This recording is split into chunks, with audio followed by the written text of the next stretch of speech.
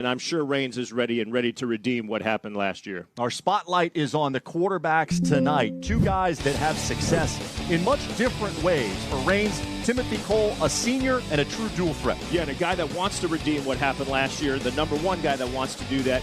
5'10", not a big guy, but he throws a pure ball, and he throws it on time and accurate. So looking for him to make big things happen in the passing game, as he has all year. He's not a big runner, but he does get a lot of plenty of yards on the ground. Northwestern spread attack engineered by one of the top sophomores in the country, Neiman Lawrence. Yeah, superstar, just a sophomore, also throws a great ball, does not run the ball a lot. It's all up through the air. He lets his playmakers make plays, 34 touchdowns and 3 interceptions on the season.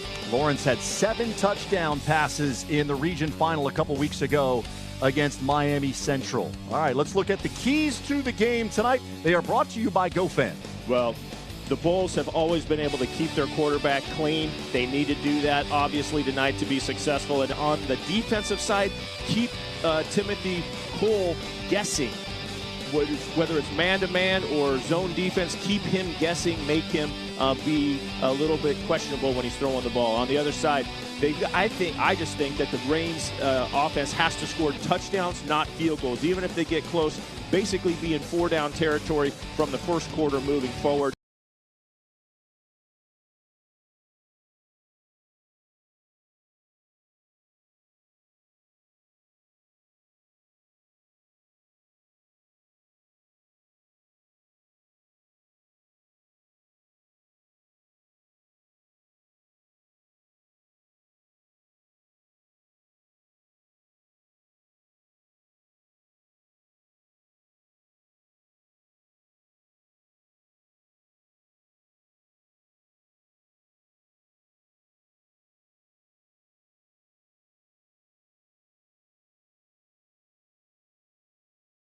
And then the storm will come by the Bulls defense, so they've got to weather it. They've got to get through it without any tragedies. Punt return, punt blocks for touchdowns, things like that. They've got to weather that storm. I think that's their key to success. Yeah, Northwestern has scored 52 or more points in all 4 of their playoff wins so far in this postseason. It's Reigns and Northwestern, the 3A title game, when you come back. I'm Spencer, your #1 solo recording artist. I've won so many music awards, I use them as doorstops. I love that you love how often I sing I love you. Because love is what makes Suncoast Credit Union the best option to save, borrow, or invest. Who doesn't want more love, better rates, and less fees? Get influenced by me and trust a credit union that loves you back. I'm Spencer, the influencer.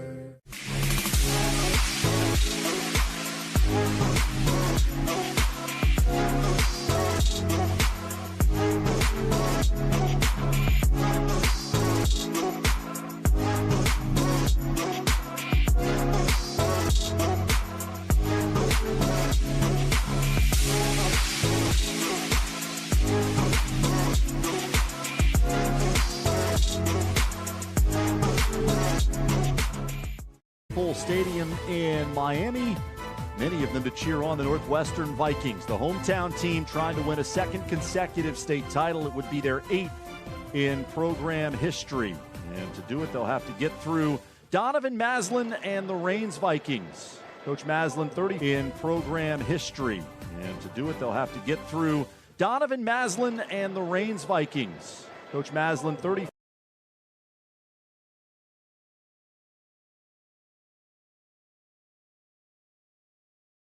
To last year's title game. He takes a tremendous amount of pride in this program.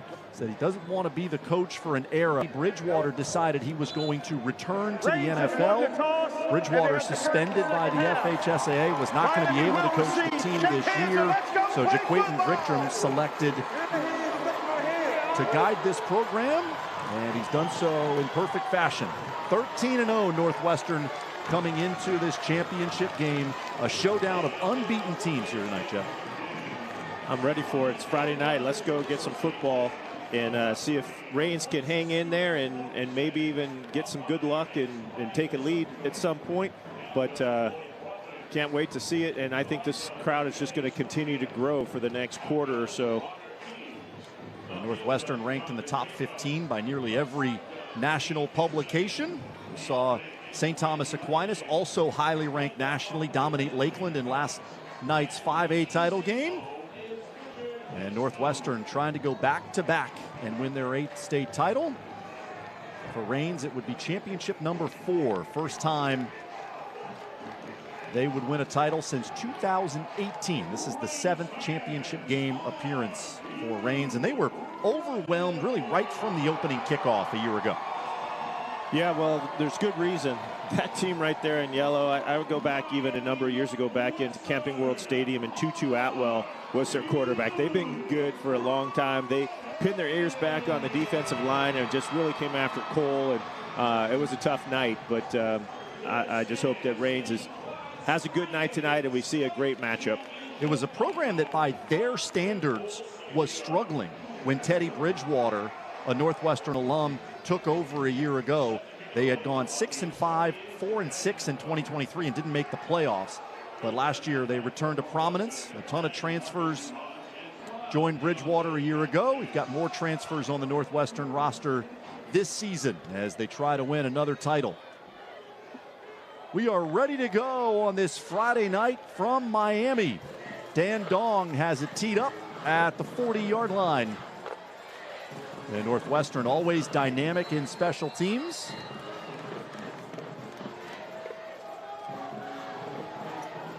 And away we go. Return from the 5. And out to the 35-yard line. So that's where the Northwestern offense will begin with Neiman Lawrence at quarterback. Rated as a top 5 quarterback nationally in the sophomore class. Offers include Alabama, Texas, Florida, Georgia, and Miami. Miami, the first school to offer him. They did that when he was 12 years old.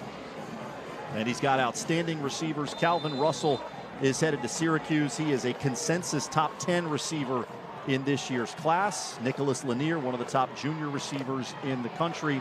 And up front, you've got 2 returning starters in Odonis Pierre and Anthony Bell. First down from the 35. Lawrence flips it out. Tarvell Mathis makes the catch and spins his way for a Northwestern first down. Raines defensively. Defensive line, the strength of this team. Tony Williams signed with Illinois. Troy Butler, an outstanding junior. He's got 23 tackles for loss this season. Secondary will certainly be tested tonight. Jatoy Flournoy is a transfer from Trinity Christian. Sharif Jackson played at Mandarin last year. Those 2 guys have bolstered this Raines defense on the back end.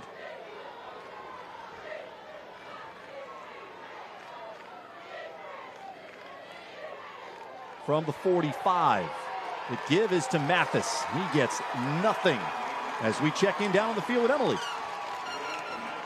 Yeah, to get this one started, I've got a very special guest down here on the sideline with me, Anastasios Kamoustas, Commissioner of Education here in Florida. I mean, talk about this opportunity for these kids to play at this stadium. Oh, it's a big deal to be able to play in front of a crowd like this in a stadium like this where you have announcers and the big screen that shows the replays. It's just an amazing experience. I'm so thankful I grew up in this Miami area, and so a lot of the familiar faces I'm seeing today, I know really appreciate this opportunity.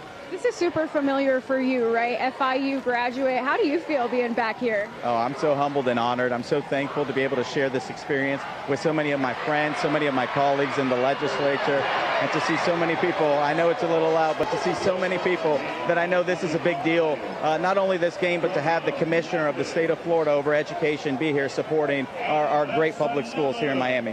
The loudness is good, right? That means good things are happening behind us. It's wonderful, and I'm super just humbled and really excited. I mean, the energy is infectious. You see these students who are so excited for this program. The culture at Miami Northwestern and at Raines, it just means something to these students, to these families, and there's just a history of people who've gone through those doors and have experienced this, and they want to pass that tradition on to their kids. So happy to be a small part of it tonight. Thank you for your time, and enjoy the game, okay? Thank you. God bless you. All right, Emily, Tarvell Mathis with a long catch and run for Northwestern, and then Calvin Russell with the reception for a pickup of 9. So opening possession for the Bulls, and they've got it inside the Reigns 30.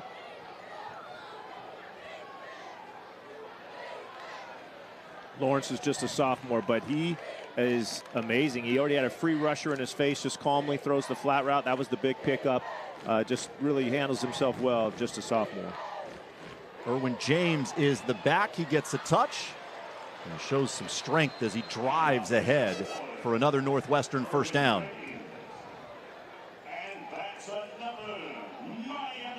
Five straight games with 49 or more points for this Northwestern offense. They're averaging 57 points per game in the playoffs. And this Reigns defense has been equally as good, giving up just 5.3 points per game. They haven't allowed an opponent to score more than 15 in any game this year. There's the catch by Russell, and a terrific open field tackle made by Charles Dawson, the strong safety. You said it. Dawson comes up and makes a great play at the line of scrimmage on a great receiver. And Austin, you just mentioned the defense.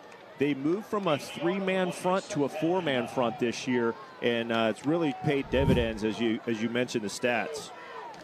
Dwayne Butler, the defensive coordinator, the goal was to try to get more of their athletes on the field. Tony Williams, who signed with Illinois, projects as a linebacker at the next level, but unselfishly he moved to defensive end to get another fast athlete on the field. There's a pass down inside the 5. Nick St. Joseph Jr. with his first catch, and it's 1st and goal. I thought Charles Dawson was going to be able to make a little bit better play on this ball. He's right behind him, isn't he? But Joseph able to pull it in inside the 5-yard line.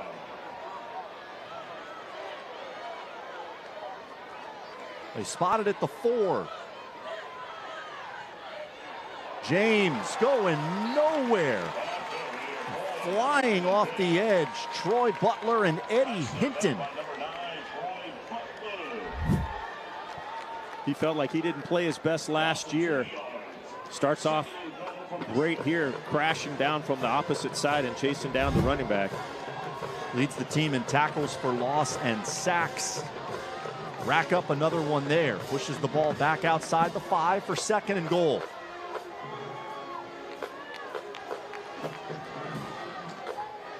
Northwestern looking to cash in on their opening drive of the game. Neiman with time. And it is incomplete. Trying to go to Nicholas Lanier. Lanier unable to squeeze it, and he is slow to get up.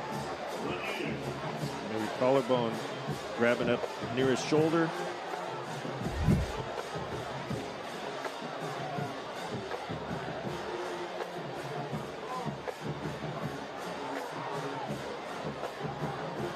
These Northwestern receivers are used to making those kind of grabs on a regular basis. And Lanier, 5-star prospect, consensus top 5 wide receiver in next year's class. He is a tremendous talent. And so 3rd and goal now for Northwestern, and a huge play early in this game. Calvin Russell is 6'5", number 5 out there. Lawrence has pressure, and he's brought down. Cameron Washington, the defensive tackle, with a quarterback sack, and the Reigns defense comes up with a massive stop. Yes, they did. We were talking about not settling for field goals for the Reigns side. What a great start for Reigns defense to be able to stop the Bulls here and force the field goal. Alex Lima is the Northwestern kicker, transfer from Miami Killian.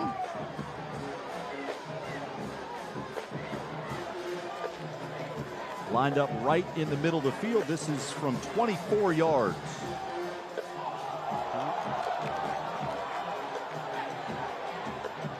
Shift there by Northwestern. Reigns does not jump. Lima drives it up and through. So an opening drive that took nearly half of the first quarter results in 3 points for the Bulls. Yeah, I think that's a win for Reigns on the first series to hold them to 3 instead of 7 as they were moving the ball in big chunks all the way down the field. Now we'll see if Reigns' offense can get started well and take some time off the clock, let their defense rest, and maybe move down and get some points themselves.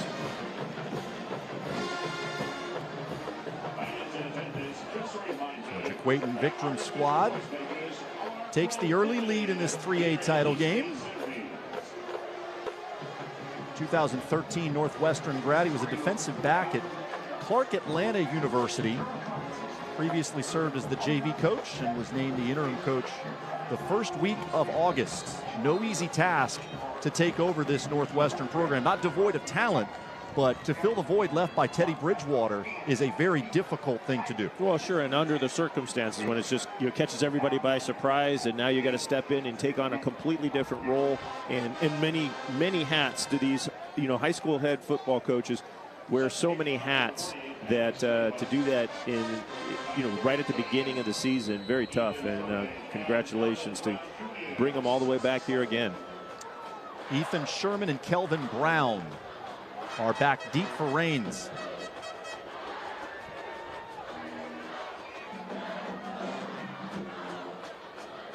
Lima shows off a pretty big leg. Sherman retreats. That's a live football inside the 5. He picks it up and is dropped inside the 5. Terrific special teams coverage by Northwestern. I'm not sure if I've ever seen a kickoff check up and back up like this ball does. I do not blame him for letting it hit the ground, because that just doesn't happen to a football on a kickoff.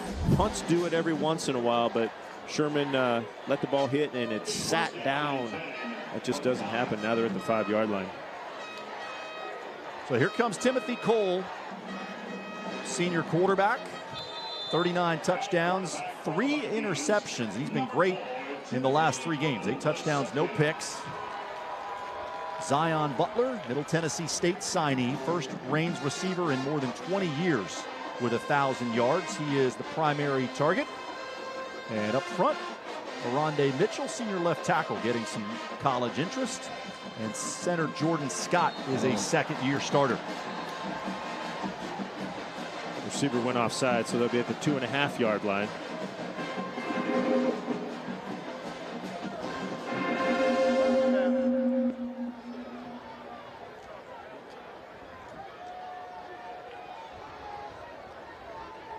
You briefly heard the voice of Scooter Morrison.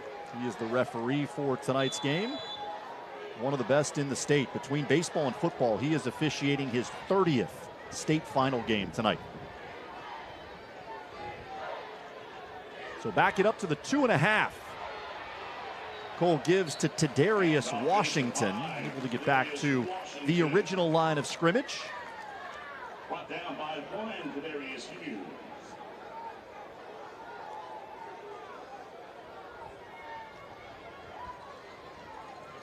Will be 2nd down and 9 from the 6-yard line. Special teams mistake backs up this Reigns offense for their first possession of the game. Cole, receiver was hit just as the ball arrived. It falls incomplete. That was Amari Okendo that hit Kyron Jackson. As you look at this Northwestern defense, Jordan Campbell signed with Miami. He's the leader of the defensive line. Desmond Johnson headed to play at Pitt. And in the secondary, Calvin Russell will see a lot of time both ways. He's headed to Syracuse, as is Tadarius Hughes. Talented guys in the secondary. You'll see some of the receivers rotate in to the defensive backfield as well. Reigns has probably not had a single team play that play like that and be that aggressive on the bubble screen. Cole in the end zone on the run. He throws on target.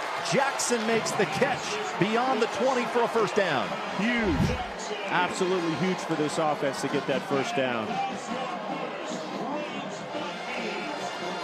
Great movement by Cole and an accurate throw on the run. big conversion. Reigns was potentially looking at having to punt with their punter in the end zone. Washington right up the middle, and he shows a good burst. Cut down by Hughes after another first down run. Right back up on the ball. They want to go fast. And Northwestern will burn a timeout. Timeout on the field, Miami Northwestern. That is their first timeout of the half. That was a great job by Cole just to handle that snap up above his head and get it to the running back on time enough to hit the hole. Great job up front by the offensive line to get that hole made that quick as well. We talked about the result of last year's game. 41-0 was the score. Reigns was really never in it, and they have spent the entire season thinking about that game. It served as big motivation. They look like a much more comfortable team as we check in with Emily. You're completely right, Austin. They look so much more complete. And I asked Coach, what is the vibe in the locker room as you enter this one? And he said they're 100% locked in and focused. Coach said he got a few text messages last Saturday after their semifinal win from his players saying, Coach, we're ready, we're locked in. He also told us these guys are veterans. We have 29 seniors, and they're on a mission. They know last year isn't a true reflection of who they are as young men and who we are as a program, Austin. This was a team that is highly motivated and very confident based on how they've played this season. Washington wrapped up right at the line of scrimmage for no gain. Yeah, they got good movement off the edge. They brought Oquendo, number 11, from the secondary as well on a blitz. But really, you know, you're talking about how ready they are. They're 29 starts. They started at their 2.5-yard line.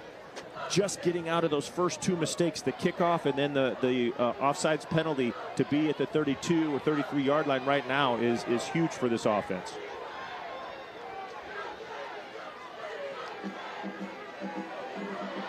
Cole scans and finds Zion Butler. Brought down just shy of the 40. He'll set up 3rd down and 4. Cole escaped to make that 3rd down conversion, but really is what I want to see is what he just did right there. Just be able to hit his feet, be solid, step up, and make a throw on time so he's not getting hit and getting chased and knocked down tonight. Just get things off on time if possible.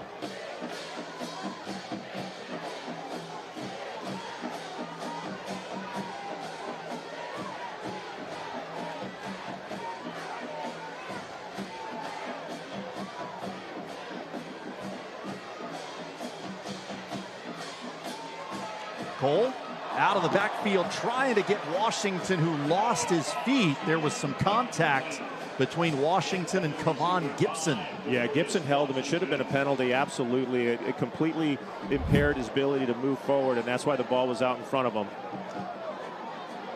He grabs him right there. You can see him grab him and basically tackle him before it happened. That should have been a penalty, but it was at the line of scrimmage, so there's a lot of colors in there. The refs can't always see that.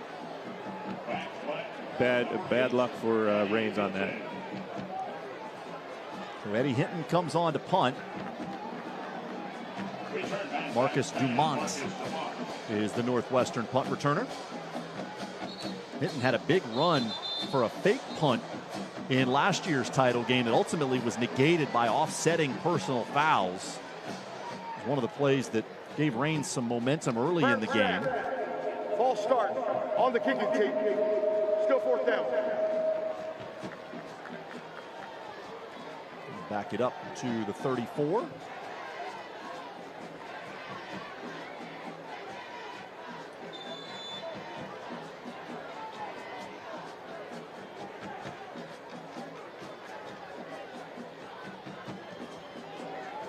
Good kick by Hinton.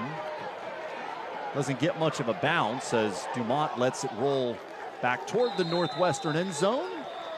Down at the 31-yard line. That's where the Bulls will begin.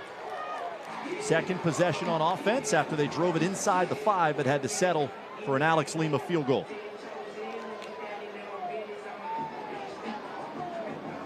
Reigns tonight believes that they need to create some turnovers, and that's probably the case, and probably any team that plays against Northwestern needs to do. But they're going to have to create fumbles or interceptions and get themselves a chance to have shorter fields, obviously more than 97.5 yards away, but much better field position. I think the game we had last night was a really bad field position for Lakeland, and they weren't able to drive the entire field. I think Reigns got to get some better field position.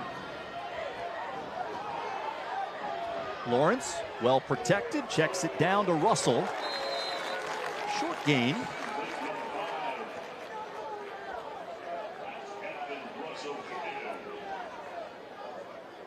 Russell split time between quarterback and wide receiver as a freshman and sophomore.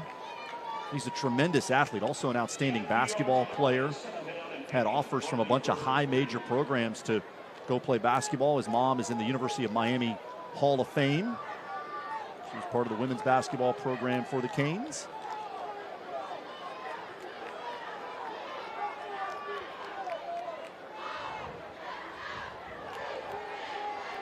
Lawrence again with a clean pocket. All kinds of space along the far sideline. And the catch and run for Nicholas Lanier. Good to see him back out there after he had to leave the field and got hurt on the last goal to go sequence. Yeah, that's just a lot of respect. They start off with kind of a cover two look, and really it's just all four, the two corners and two safeties all playing back, all have a deep responsibility, and then that's what opens up those underneath throws, and a good job of the throw and the catch. Reigns gave up a couple of big passing plays over the top. That was something Donovan Maslin talked to us about this week. Said they were going to mix up their coverage. They did not want to get beat deep for those long touchdowns. The toss to the far side. Good burst from Mathis. 5'8" senior. You see James Mathis and a little bit of Ryan Mathis in the run game. The yards per play, very impressive so far for the Bulls, getting big gains on a regular basis. Nearly 7 yards per play so far for Northwestern.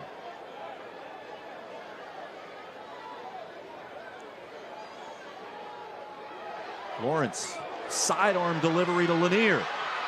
Weaving his way down inside the 25. This is how I like plays to be called, or the offenses to be run.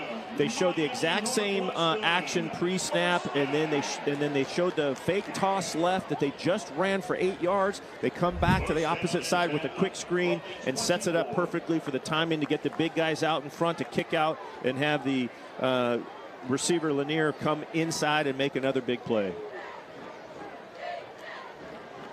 Lawrence 8 of 9 so far for 95 yards.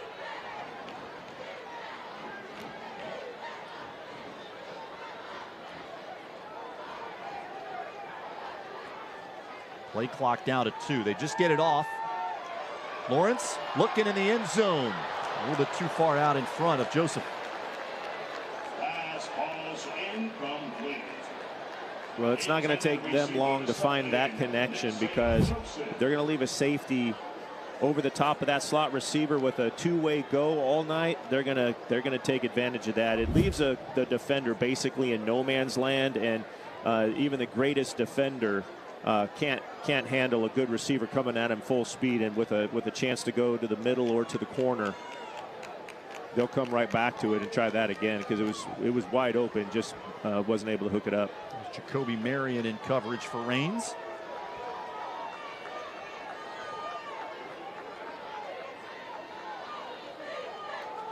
They run it with James.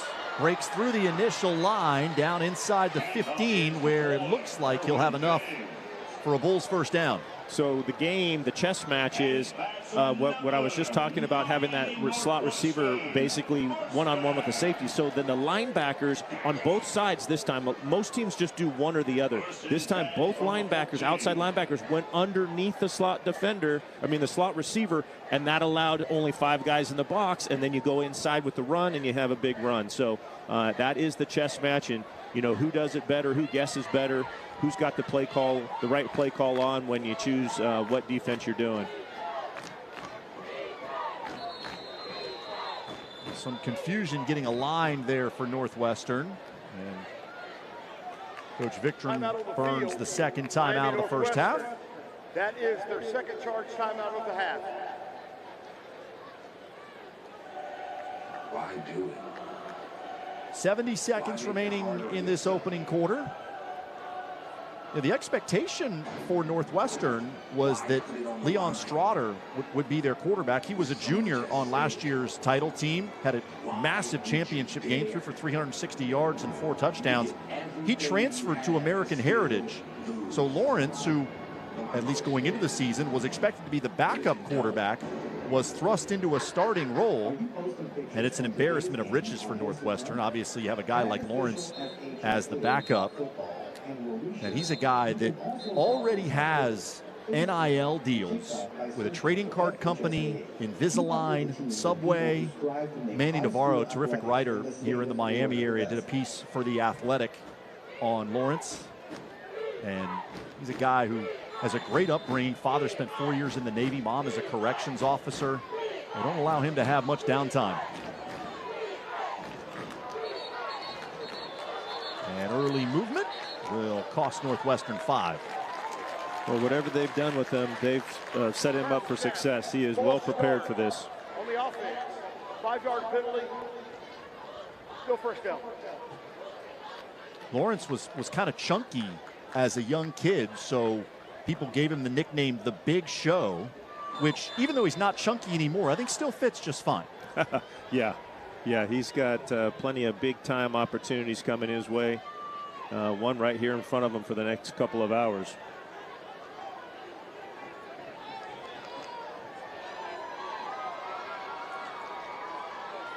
So 1st and 15. Ryan Mathis is the back. He flexes out. Crossing route, wide open. Lanier ushered out of bounds just shy of the 5. Well, good to see him back in. I think the only incompletion so far for Lawrence, it was the ball in the back of the end zone that went off Lanier's hands. And it looked like he might have got a collarbone or shoulder. But good to see him back in, and makes a big play there on first down. Second down and 3 from the 7. From 1st and 15 to 2nd and 3. Third catch for Lanier. Him and Russell with 3 catches each in this first quarter.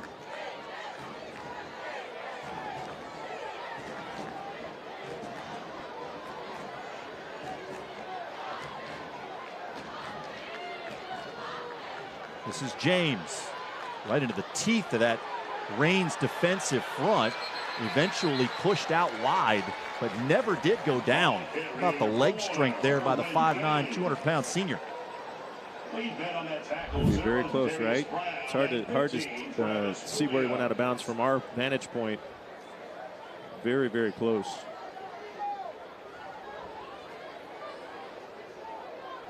He had 3 or 4 Reigns defenders leaning on him and still was able to keep his feet. Got the first down. The 1st and goal. This is right where Northwestern was on their first drive of the game. Had goal to go inside the 5, and Reigns was able to limit them to a field goal.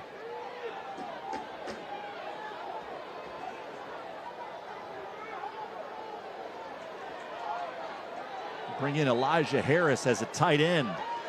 Lawrence has his throw batted down. Great quick pressure. I thought Calvin Russell was going to get that ball on a little slot fade, and he was going to be pretty much wide open, easy to get to. So the defense getting to him quick. Second down and goal from the 4.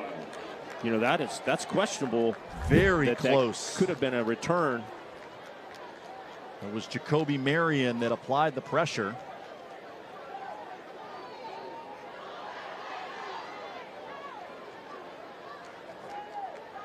Ball has to be in the hand of the quarterback, with the quarterback's hand has to be moving forward with control in order for it to be an incomplete pass.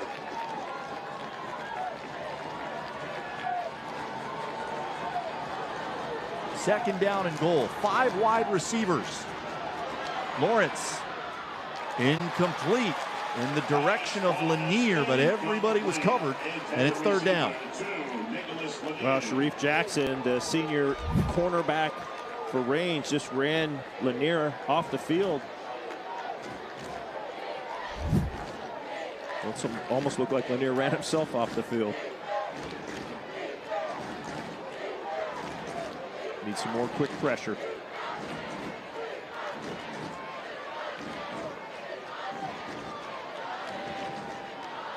Raines was able to hold once with Northwestern inside the 5. Can they do it again? It will be Northwestern very close here. There's only 3 seconds on the play clock. I don't know that Lawrence sees it. Time expires, but Coach Vikram was able to get the timeout. Took their third. So Northwestern has used all 3 of its timeouts here in the opening quarter. McDonald's is proud to sponsor the Florida High School Athletic Association. The offensive coordinator Craig Wilkerson there wearing the Teddy Bridgewater number 5 Northwestern jerseys. Bridgewater coached for 1 year, led Northwestern to a state title. He was given a 1-year suspension by the FHSAA for providing impermissible benefits. Talked about how he was trying to get some of his kids home after practice, paid for Ubers to make sure they were safe. Unfortunately not within the rules, so he was suspended by the FHSAA. Bridgewater now the backup quarterback with the Tampa Bay Buccaneers. Expectation is that he would be here tonight. Tampa played last night on Thursday Night Football. Lost to the Atlanta Falcons. And Bridgewater was at the state semifinal a week ago. He's not here, certainly watching and cheering on his Northwestern boys, hoping that they can punch it in here. Mathis flexes out as a wide receiver. Timeout on the field. And Raines calls a timeout. That's their first timeout of the first half. Well, you talked about the chess match that was going on between the Northwestern offense and the Raines defense, and both staffs understand how significant this play is right here. I like the fact that Raines took that timeout after Northwestern did, because now Northwestern can't reset. So they had to show you what they wanted to run.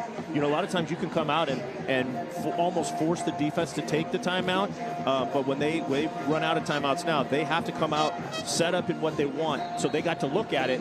Now you're going to say, okay, they're going to go back and change the play a second time, or they're going to keep it the same. But now you've been able to talk to your team twice and at least think of what they're going to come out, what formation they're going to come out in, and be ready for it.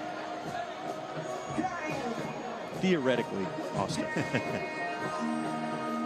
Donovan Maslin told us he thought they had an advantage with their defensive line, thought that those guys would be able to create pressure, and they've done it in key situations so far. Really tight splits that Northwestern runs between their offensive linemen. Lawrence pulls it down, and it's incomplete. Off the hands of Dumont in the back of the end zone. And now, does Northwestern go for it, or are they going to kick another field goal?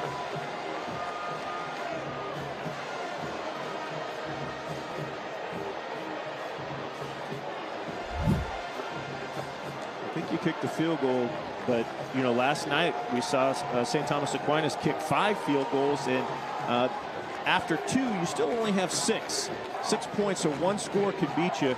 So it looks like they're going to come back in here and bring Lawrence back in and go for it 4th and 4.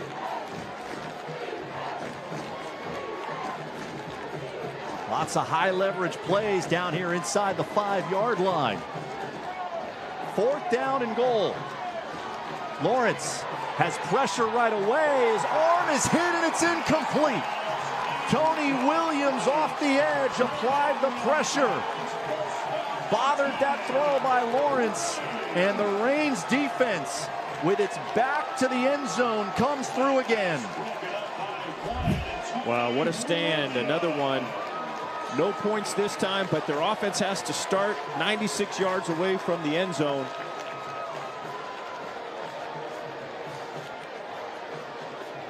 Boy, he kept working for it to get to the quarterback.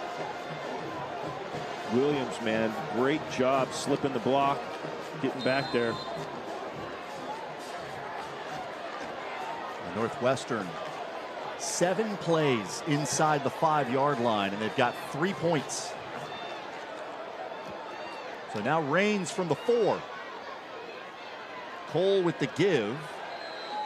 And not much going on what will be the final play of this opening quarter. Northwestern with 128 total yards, but only 3 points to show for it. Great matchup of unbeaten teams. 3-0 lead for the Bulls after 1. Why do it? Why make it harder on yourself? Why put it on the line? With so much at stake. Why would you dare? You could give everything you have and still lose. But my question is, what if you don't?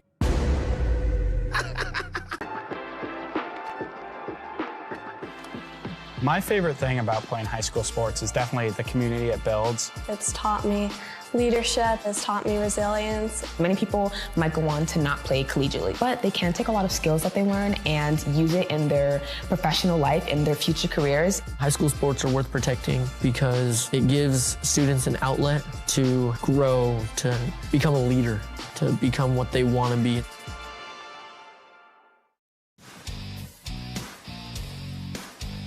Back at Pit Bull Stadium in Miami.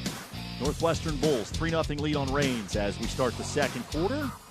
This game last year generated by far the largest crowd of the weekend.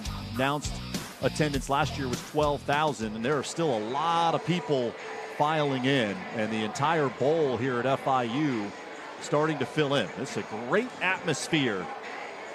And up at the top of the bleachers, it's a wide walkway up there, so you have a lot of fans that are enjoying the game from that perspective.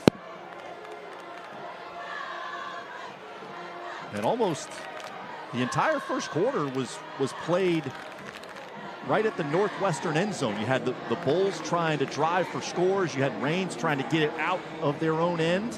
And that's where we start the second quarter. 2nd and 10 for the Vikings with the ball at the 4-yard line. Well, a big 3rd down conversion helped Reigns get out from their own end zone line. They need another couple big plays to do the same.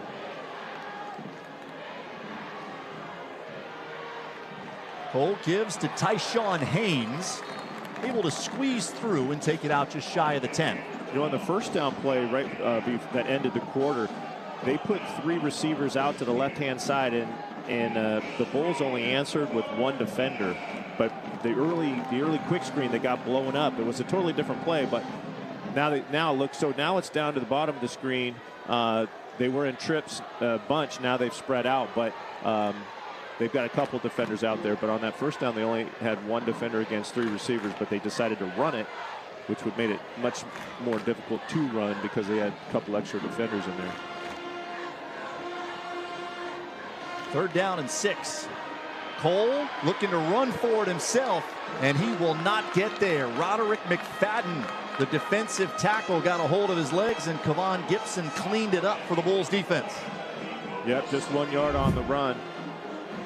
I like it. I like 4 strong, but they're going Timothy Cole's really going to have to see how they react to it. They're very aggressive to the swing route, that the bubble that they hit early, and the swing route there as they went in motion. He's going to have to react to how that happens, and then who pops open after that and get rid of it quick. Second punt for Eddie Hinton. His first went 35 yards. Chance for a return for Marcus Dumont. Stumbles, gets hit, and the ball comes out. Recovered by Rains. A huge hit on special teams. Jonathan Downer-Barrett recovers it for the Vikings. Maybe he got it started for the Vikings because that is what they needed. We talked about turnovers, fumbles, and interceptions. Well, this is a fumble in the special teams game. It was a good return started. He tripped him just a little bit on his own feet, and then he took the big hit as the ball's away from his body. That's what caused the fumble. It was Travis Williams that forced the fumble. Downer-Barrett with the recovery. He was able to beat James Briggs to the football. We said special teams was going to be huge tonight. Looked like Northwestern was going to be in prime position. Instead, the turnover, and there is a Northwestern player down in the middle of the field. That's Tadarius Hughes, the outstanding defensive back who is signed to Syracuse. You see the big orange S on the back of his helmet.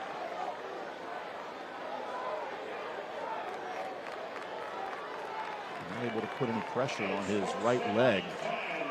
So he gets carried to the sideline.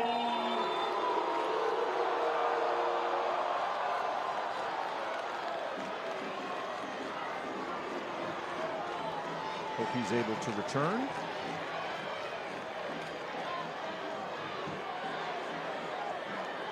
So the Reigns offense starts from the 34. Cole. Pocket starts to break down. He takes off. So good on the run. And Cole scoots out of bounds right at the 40. Yeah, I really like him. He's only 5'10", but really looks like just a well-trained quarterback that really efficient in his throwing motion and is super accurate. But then you saw how quick he was to get to the sideline and pick up 6. Committed to Florida A&M. He's got the FAMU sticker on his helmet with the Rattler. He's getting some other FBS interest. We'll see how it shakes out between now and signing day for Timothy Cole. Washington on the run. And looks like he is just shy of the first down. Right back up on the ball. A lot of teams play a school like Northwestern and you try to slow it down, try to not speed it up. These guys are right back up on the ball for 3rd and short. Washington again. Didn't get much, but he didn't need much. Across the 45 and a first down for Rains. When you speed it up, you usually force the defense to play a very generic defense. They're not able to set up and specialize against what you want to do. So you get up there, especially on that short yardage, jump up there, get going before the defense can get set.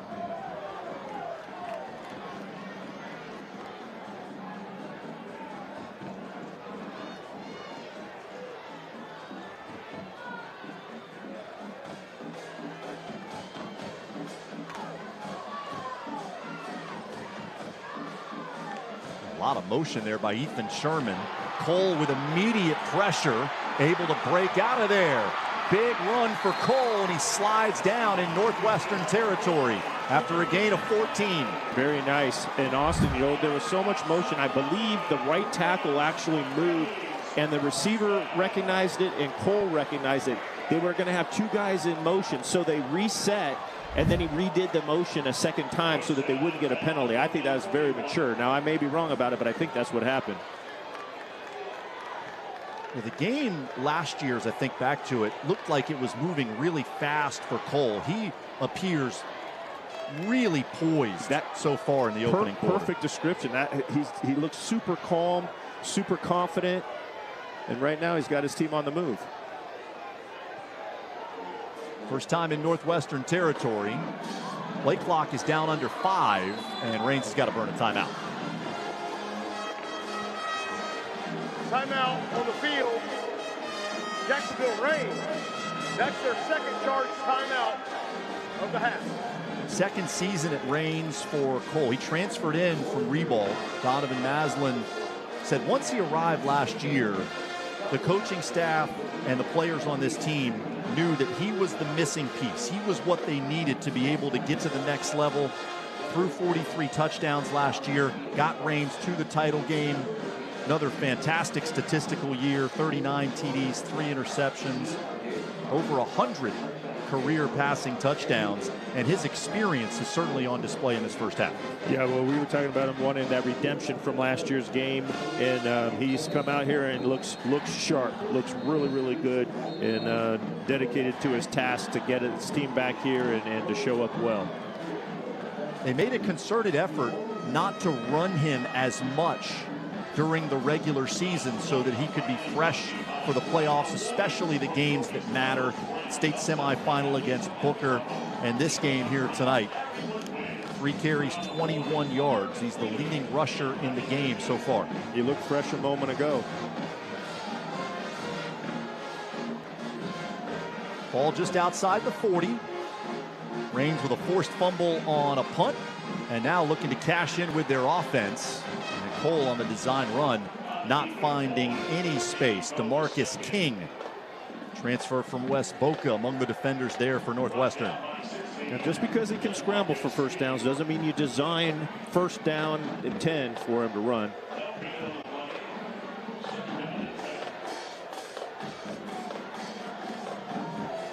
Yeah, so far, he's been at his best when the play has broken down. Design passes where he hasn't been able to get the ball to his receivers.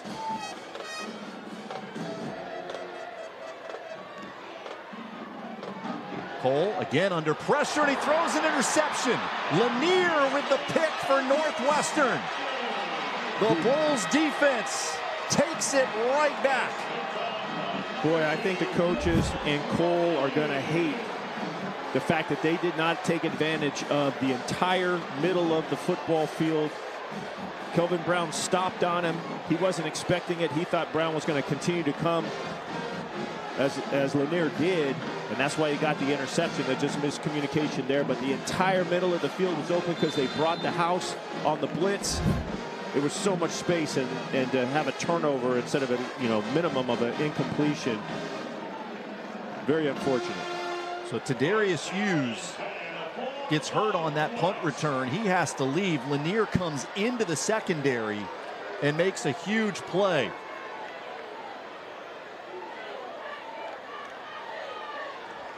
So Lawrence and the Bulls back to work from the 32.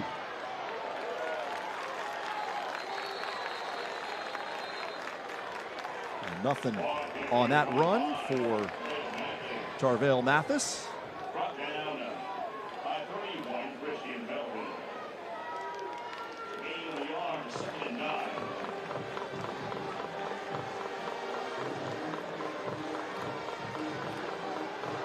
Northwestern's success so far on offense has come through the air. 107 yards passing for Lawrence, 22 rushing. We were talking about the poise of Cole. Lawrence is the same, but he's only a sophomore. Just cool, calm, and collected, running the show. The big show, right? That's what they call him. He's running the show. Had to hustle to get that play off. They just did. Mathis out of the backfield, and a terrific tackle made by Travis Williams. That could have been a much bigger gain. Yeah, he could have got a lot more yards, made one move, and maybe gotten to the end zone. Watch it out here. If he's able to keep his feet in right there, he can probably make one single move, and the open field tackle would be tough to bring down. That's the third catch for Mathis. He's been a big part of the passing game in this first half. Coming up on the midway point of the first quarter. Just a field goal so far between these two dynamic offenses. Lawrence keeps. Shows he can run it as well. Eases out of bounds inside the 40. Kind of floats as he runs. Not a big runner, hasn't needed to run. He's been able to stay in the pocket and get great protection by his offensive line. This one is designed a read option. He says, hey, the guy crashed on the running back, I'll keep it. But he just kind of floats along out there and just runs effortlessly. Timeout on the field. 19 on the run for Neiman Lawrence. Water break. This is the second quarter water break. Teams Williams will get a blow.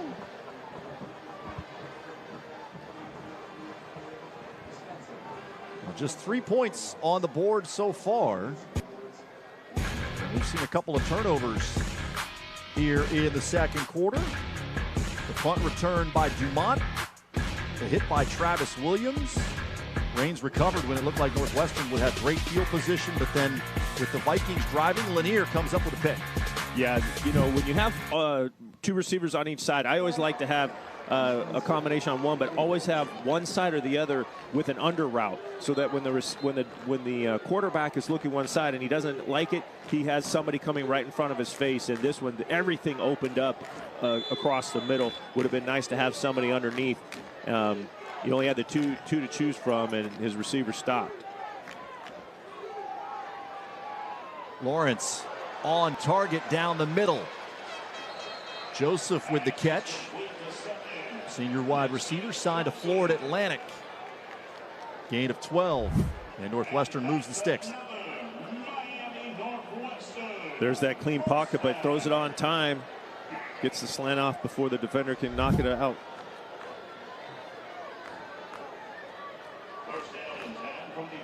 Giving him a zero look. Nobody back deep. Nobody to help in unless if the receiver is able to shake the first defender. All across the board.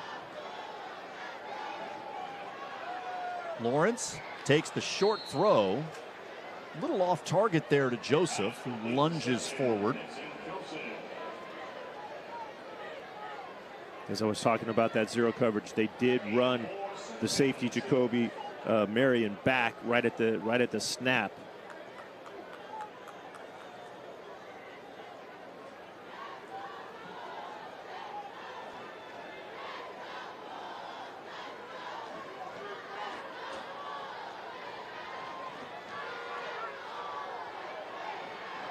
Mathis out of the backfield once again, makes his fourth catch, darts forward to about the 20, where it'll be 3rd down and 3.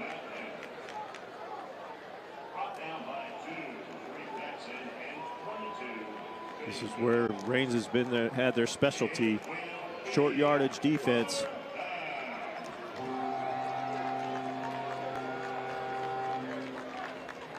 Northwestern 0 for 2 so far on 3rd down. Just outside the red zone here. Call it 3rd and 4.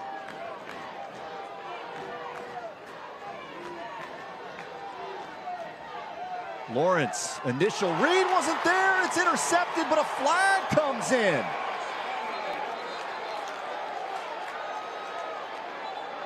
Raines with the pick. The coaching staff is trying to tell the officials that the ball was tipped. I do believe it was deflected, so the officials will talk about it. He either double clutched it, or it got tipped at the line of scrimmage. I don't think it's pass interference either way, actually. At least the way I saw it, I didn't think that it was interference. Let's take a look together. Makes the fake. He double clutched. That's what happened. He double clutched and got hit. But I have to see that. The contact behind that, I did not think that was pass interference. The result of the play is an interception. Before the interception, we have pass interference on the defense. Half the distance of the goal, 1st down, Miami Northwestern. Well, that'll negate the interception. Here's the whole play. Nope, that's pass interference. Yeah, you know what? I actually thought he double clutched it, but I didn't think he hit him early, but clearly hit him early. Calvin Russell was the target. So Jacoby Marion's pick taken away by penalty. And it will be 1st down just outside the 10. But they are getting hits on Lawrence. That's the good thing about the defense. They are getting to him quickly. Mathis straight up the middle, breaking tackles, lost the football just before the goal line. It's loose in the end zone. This should be a turnover, should be a touchback. Raines thinks they have it, and they do. A touchback, the Raines defense with a big play with Northwestern right at the goal line. Well, it feels like they're playing on the brink, and they are, but they're surviving. The punt return fumble, and now this fumble right before the goal line. in the end zone. Therefore, Sharif touchback. Jackson First down, was Reigns. the player that applied the hit to Mathis. And then a mad scramble for that football. Touchdown saving? Could it be game saving? A little too early to say that, Austin. You think? Well, so ball security, an issue for Northwestern. They fumbled the punt after a hit, and that shot by Sharif Jackson able to jar the ball loose just as Mathis was about to cross the goal line. And Reigns will take over at the 20 with 4:06 to go in this first half. When they got the fumble recovery off of the punt return, that was their best starting field position. This is their second best starting field position. Tyshawn Haynes is the back, and he is swarmed immediately. Yeah, they're going to have to show some sort of deception in the run game if they're going to get anything against this group. Those guys up front just too talented, too big, too strong. Desmond Johnson and Jordan Campbell, future ACC linebackers.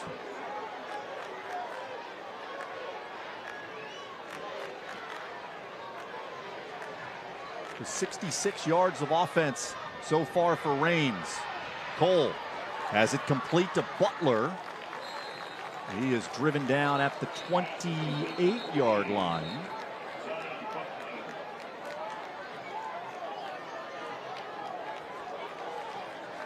I think they hit one more curl type route, and then they've got to pop one over the top of the curl. Get one of the receivers to stop on the curl. The other guy's got to go behind that and try for the big one. Butler just shy of the first. So 3rd down and 1.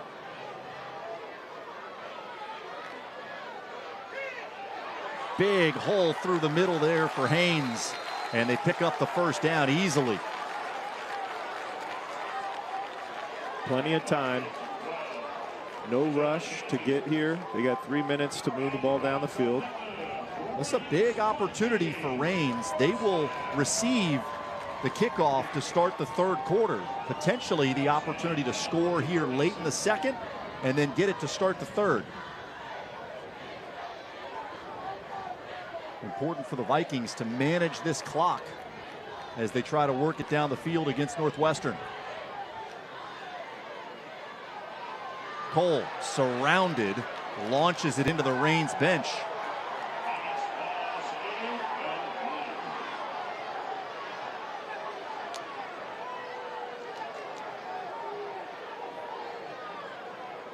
Reigns coaches wanted a flag for roughing the passer.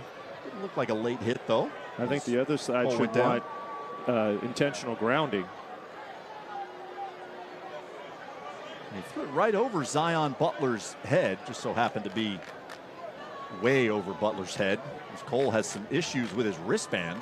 Yeah, when the ball became catchable by anybody, it was in the 12th row.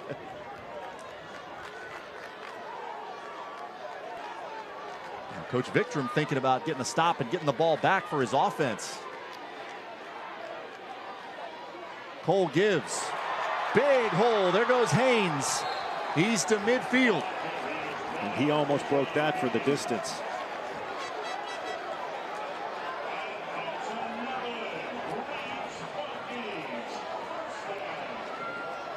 Seam. Oh. Another gaping hole through the middle. Haynes with another burst down inside the Northwestern 40. Back-to-back first down runs for 200-pound senior Tyshawn Haynes. He switches spots with Tadarius Washington as Cole throws to the outside. Kelvin Brown with a catch and run. Chunk plays right now for Reigns. 3 consecutive first downs. 2 plays in a row, Austin. They let Zion Butler, I don't know if it was Zion both times, but they let the slot receiver run up the seam completely uncovered. They ran the ball successfully and threw the ball outside, but they're letting him run the seam. There's Tadarius Washington churning forward. He's down inside the 20. Now Reigns is trying to go really fast here. I guess take advantage of a gassed Northwestern defense. But you don't want to give the ball back to the Bulls. And Raines is fired up as they come to the sideline.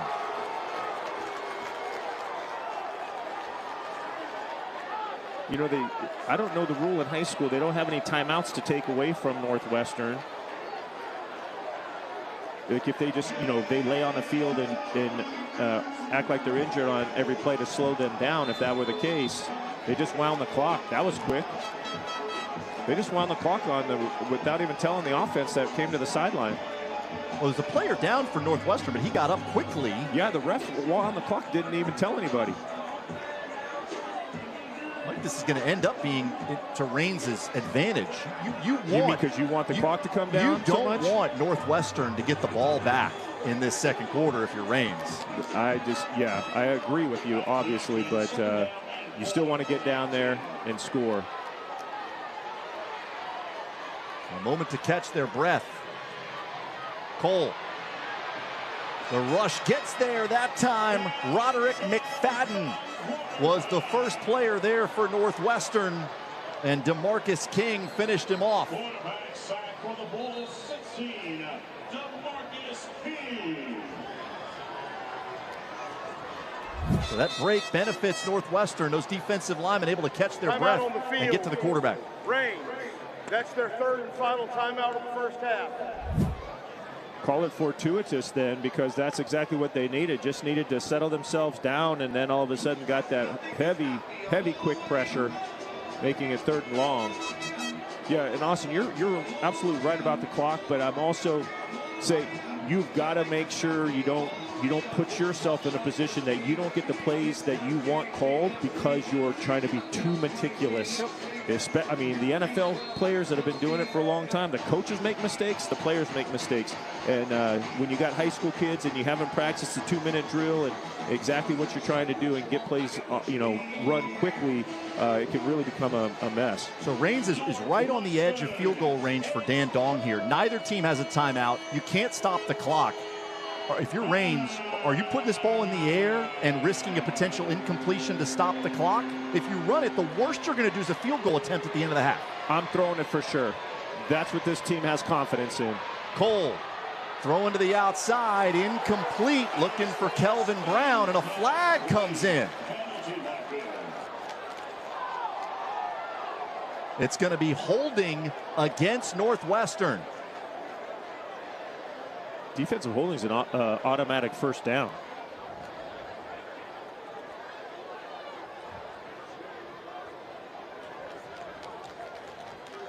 Scooter Morrison indicating that it is defensive holding.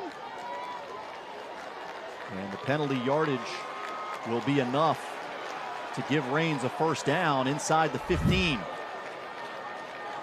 Holding on the defense.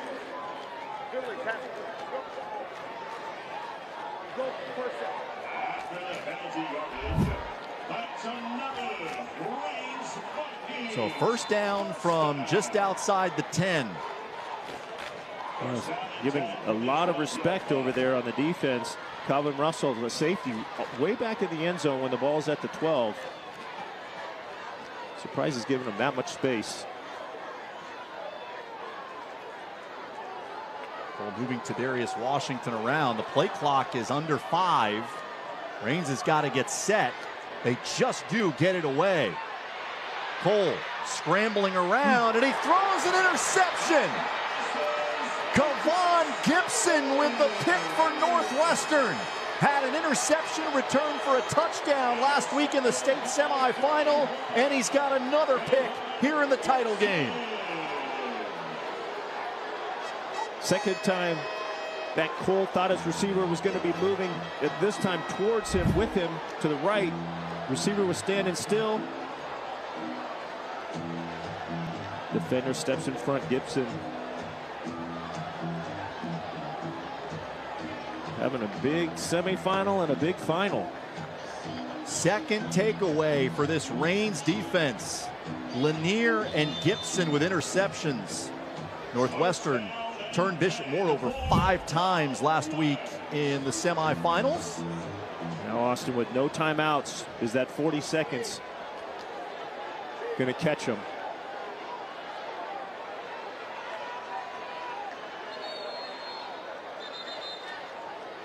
Flag comes down.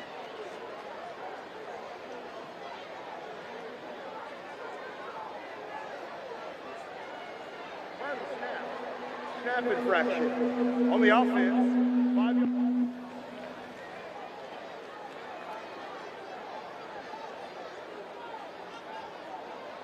Center Amir Days with a snap infraction.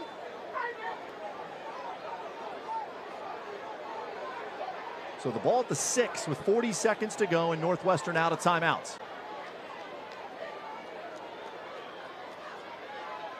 Lawrence in his own end zone as he scrambles forward. Brought down by Cameron Washington, but a flag down. Well, he wasn't brought down by Cameron Washington. He was brought down by his face mask by Cameron Washington.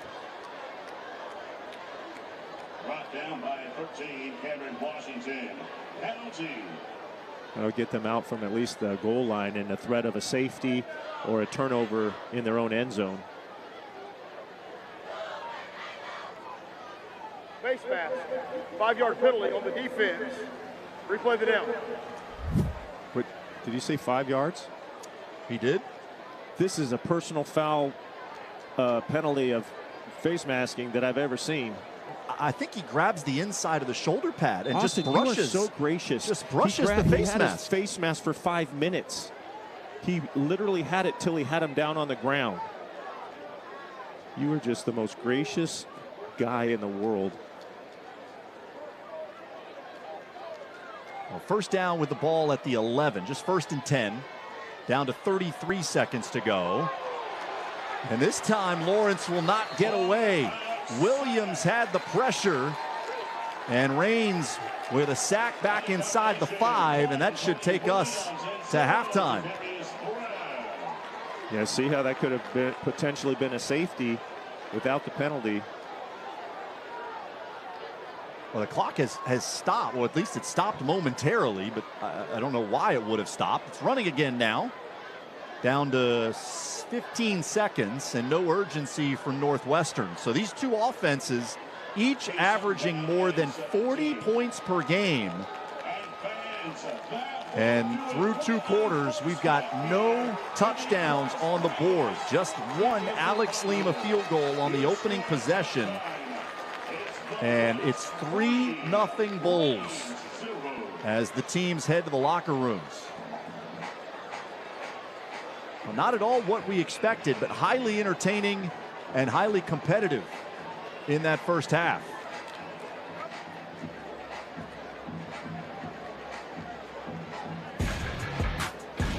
A rematch of last year's championship game, and the teams very even in the first 24 minutes. Each defense with 2 takeaways. 3-0 Northwestern.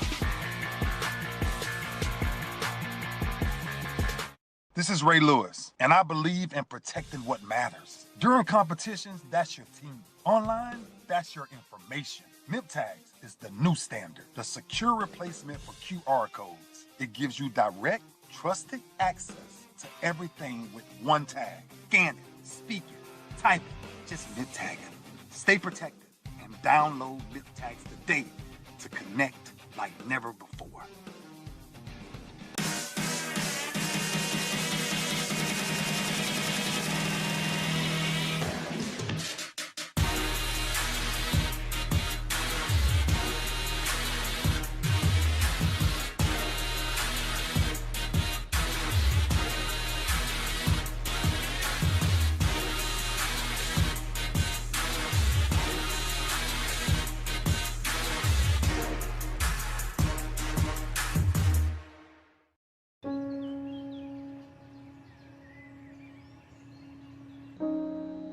This high school gym used to be packed most nights. Not anymore. Do you know why? Because bad behavior by fans, especially adults, has caused a shortage of game officials across the country. You see, without officials, we can't have sports. Don't let this become reality. It's time for a change. Let's bench bad behavior for good. High school sports fans, relive your favorite moments. Just click the shopping cart below the video player to get your digital copy today.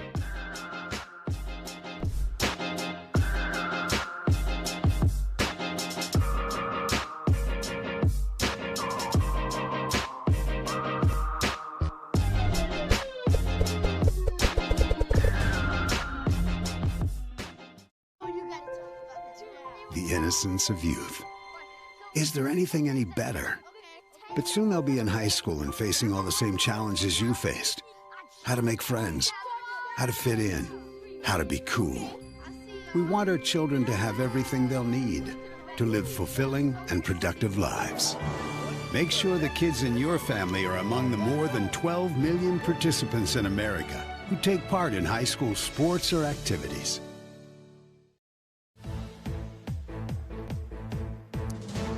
Back here in Miami, a look at the schedule for the week here at Pitbull Stadium. Things started with the 2A championship game.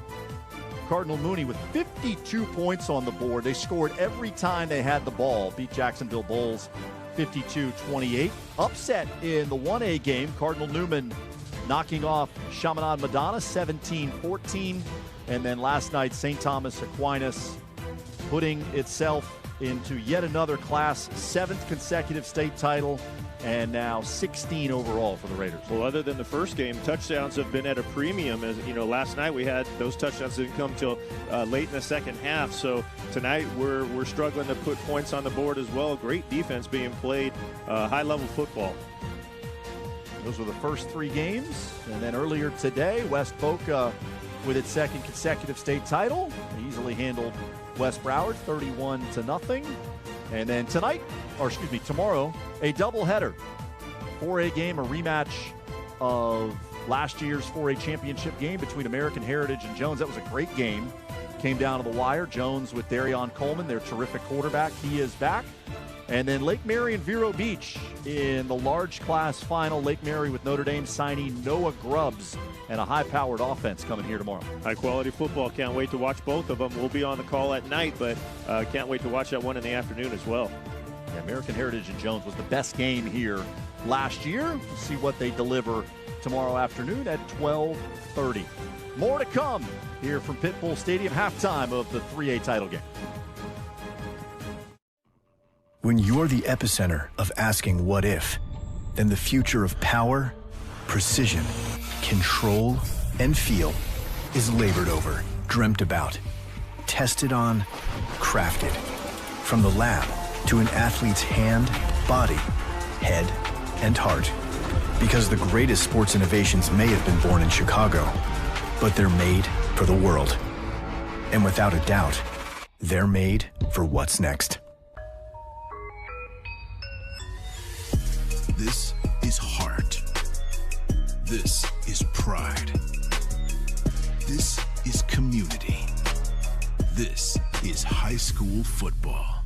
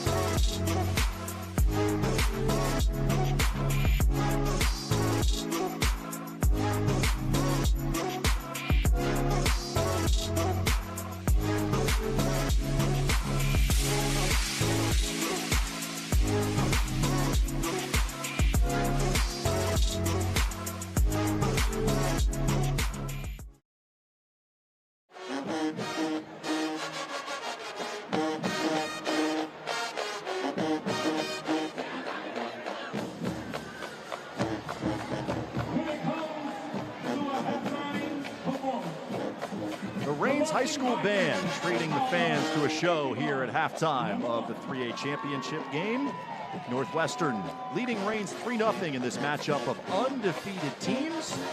We'll step aside. On the other side of the break, Jeff and I back with you with first half highlights and stats.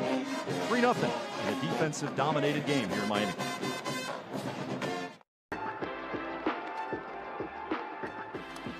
My favorite thing about playing high school sports is definitely the community it builds. It's taught me leadership, it's taught me resilience. Many people might go on to not play collegiately, but they can take a lot of skills that they learn and use it in their professional life, in their future careers. High school sports are worth protecting because it gives students an outlet to grow, to become a leader, to become what they want to be.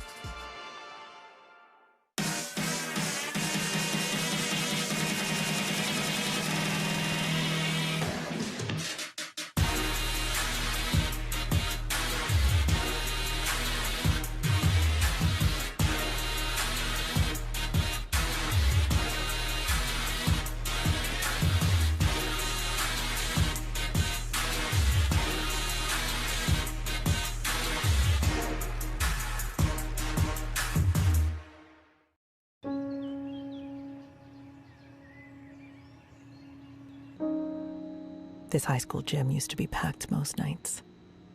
Not anymore. Do you know why? Because bad behavior by fans, especially adults, has caused a shortage of game officials across the country. You see, without officials, we can't have sports. Don't let this become reality. It's time for a change. Let's bench bad behavior for good. High school sports fans, relive your favorite moments. Just click the shopping cart below the video player to get your digital copy today.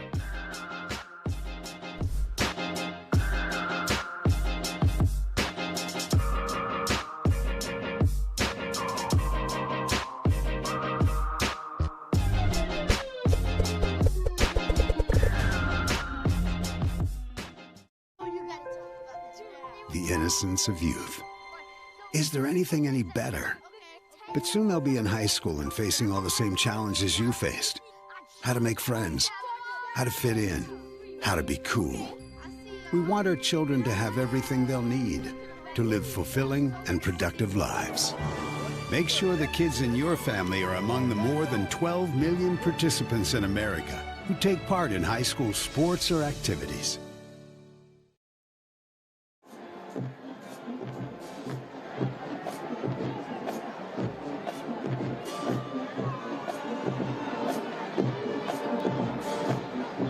Band from Miami Northwestern getting their chance on the field here at halftime. 3-0 our score between the Bulls and the Vikings as we welcome you back into the broadcast booth. Austin Lyon, Jeff Carlson. Well, both of these offenses coming into the game averaging more than 40 points per game, but it was dominated by defense in the first two quarters. Sure was, yeah. It was a lot of fun to watch. I mean, I like big plays. I like offense, big balls up in the end zone, but didn't happen. It was big hits, a lot of pressure on both quarterbacks. It happened especially at the end of the half for Lawrence on Northwestern side. So this has been fun, and I hope we do get some touchdowns before it's all said and done. But, man, it really doesn't make any difference. We got two teams just battling it out, and we talked about the chess match.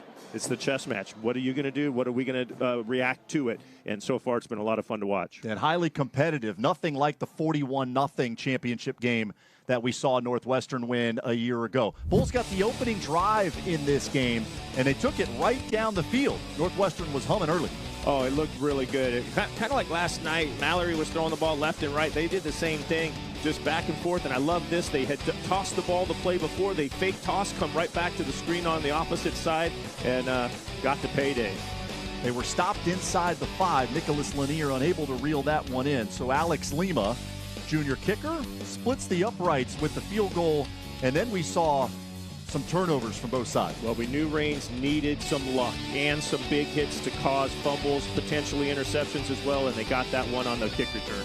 Nicholas Lanier, outstanding receiver, showing he can play defense as well with the pick, and then looked like Northwestern was going to score here. Tarvell Mathis hit just before he crossed the goal line. Northwestern Raines makes a huge stand, and then with Raines driving late in the first half, Northwestern defense gets another takeaway. The crowd was into it for Raines. They were just gashing them with the runs inside. They thought they were going in for the score, and then second interception of the night. Going to look at the first half numbers. Each team with 2 turnovers. What stands out to you? Shoot, let me take a look here. I mean, really, it's 2 turnovers for each. Why do we have 0 to 3? It's 2 turnovers of both teams here. Obviously, there's a difference in the passing yards, but really, it's because of the turnovers that Northwestern didn't put points on the board, and then even Raines getting anything on the board at the end of the half. And even Lawrence, 13 of 19, 134 yards. Both Raines turnovers, interceptions thrown by senior quarterback Timothy Cole, who came into the game with only 3 interceptions the entire season. He throws 2 picks in that first half, and so Raines scoreless as we head to the final 2 quarters. Northwestern and Raines, Vikings set to get the kickoff first in the 3rd quarter, which starts when you come back.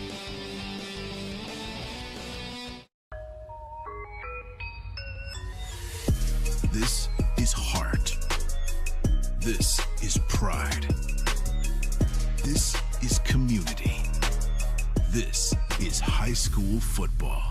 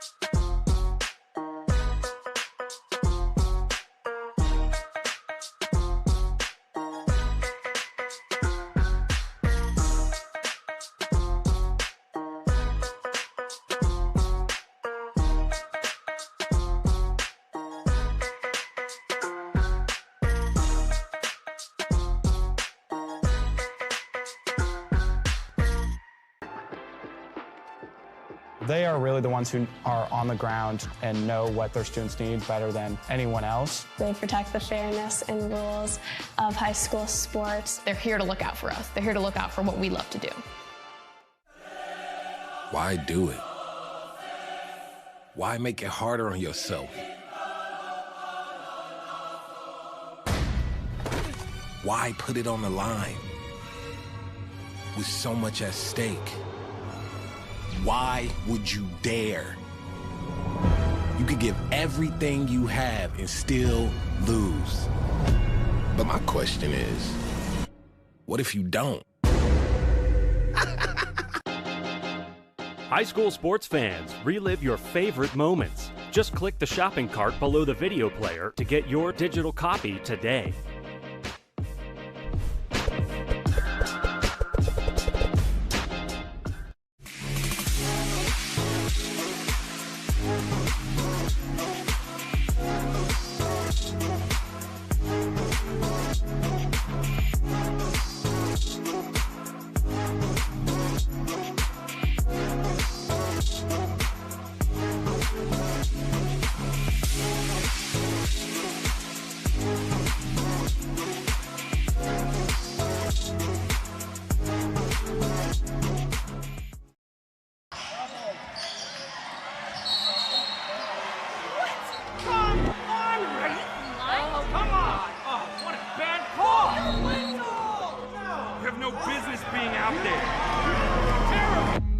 You know, I'm a person too.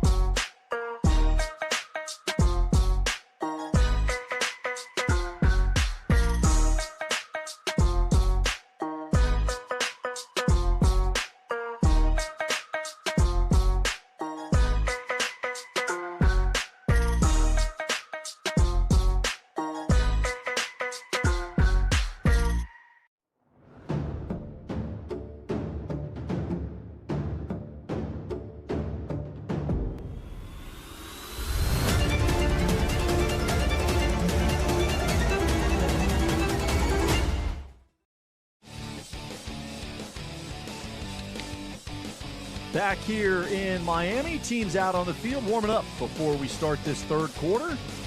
This matchup of unbeaten teams from opposite ends of Florida's East Coast, living up to the hype so far. Donovan Maslin's squad with no points, but they'll get the ball first in this third quarter with Northwestern leading 3-0. Reminder of our schedule of what's to come here tomorrow. Doubleheader to close out the 2025 high school football season.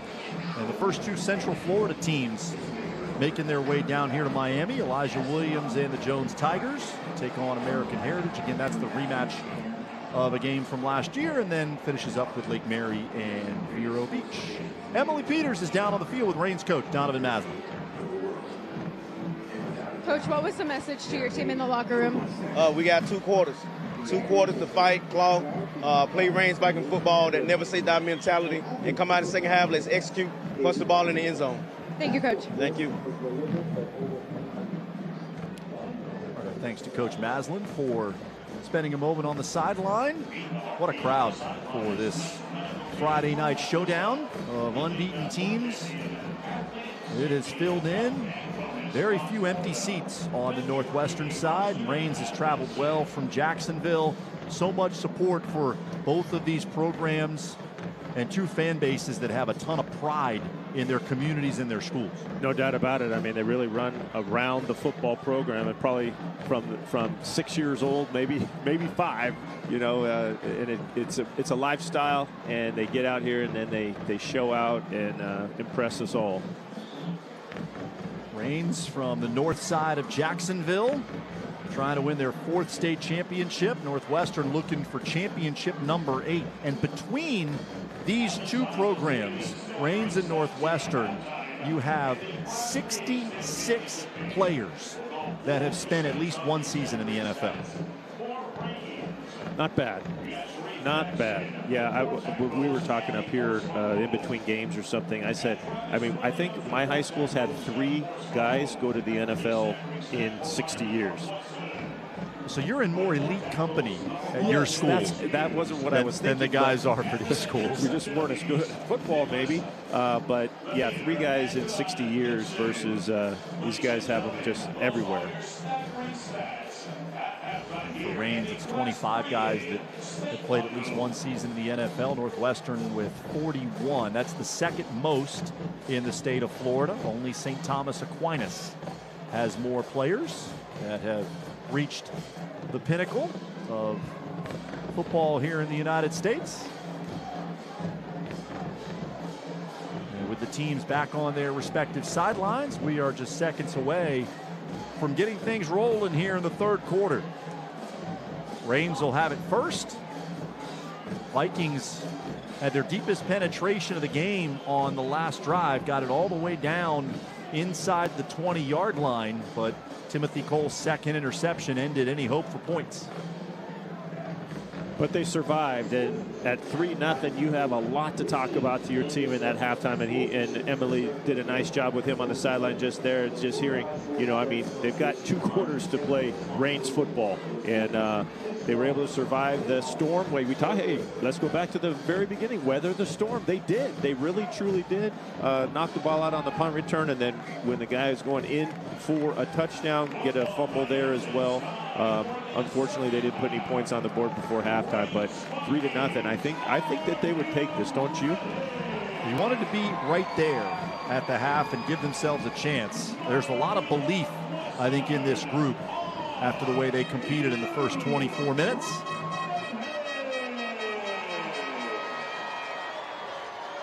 Alex Lima set to kick it away for Northwestern. Ethan Sherman and Kelvin Brown back deep. First time Lima kicked off, the ball got down inside the 5, but then bounced back. Reigns scrambled to cover it, and they had terrible starting field position. Sherman backing up. This one takes him into the end zone, and the ball will come out to the 20.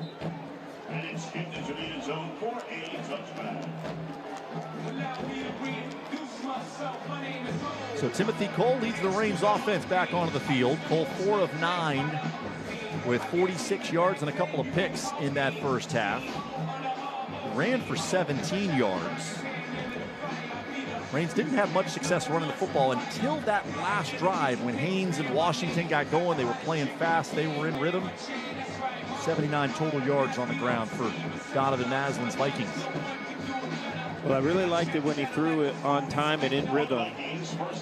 But then a couple times, he just barely had to move a little bit, and that's when those interceptions came. The receivers didn't adjust to what he thought they were going to do.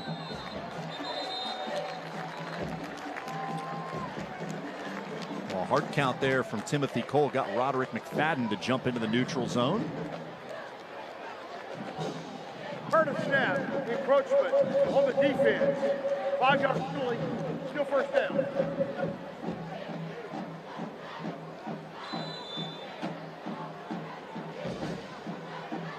So instead of 1st and 10, 1st and 5 before the first snap of the third quarter. Tadarius Washington off the right side, got a couple. Washington's 7th carry of the night. He's up to 29 yards.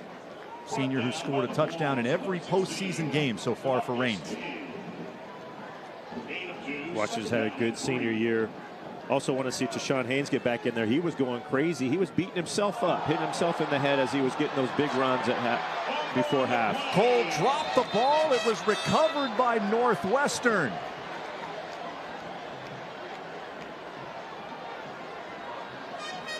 Number 97 for the Bulls got the recovery. We don't have a 97 on our roster, so unfortunately I can't tell you who that is. The play is a fumble. Miami Northwestern player was down. First down. Reigns thought that the defensive lineman might not have been down, and he lost the ball again. A huge play for the Northwestern defense, their 3rd takeaway. Cole wanted to run that ball, trying to pull it back from the running back. He was definitely down. Good call, referees. That happens on that zone read. That happens. Sometimes the running backs want to take it. Sometimes they don't take it, and the quarterback wants to give it away, and the running backs don't want to take it, and it happens the opposite way there as well. But gets caught on their hip or on their side, and the ball goes on the ground. That is the risk of that run style. Well, Northwestern had a long touchdown early in the third quarter of last year's championship game that really broke Reigns' back. Tonight they get a turnover. And now the offense back to work. Lawrence out in the flat. Catch and run there from Kenyon Tompkins. Pass is complete to 5. Galvin, rushing at 6. Austin, I thought that they were going to really exploit this bunch set. It's a tight bunch set, but I think that they can do a lot of fakes and a lot of misdirection with their 3 receivers. This was just a bubble screen, but now you fake the bubble screen and have your great receiver Calvin Russell go down the field after he fakes a block, and you're going to have a wide open touchdown. Lanier one-on-one at the bottom of your screen, number 2 in yellow. On 2nd down, they run it with Irwin James, and he's got the first down. So inside the 10, it will be 1st and goal for Northwestern. Their 3rd goal-to-go possession of the game.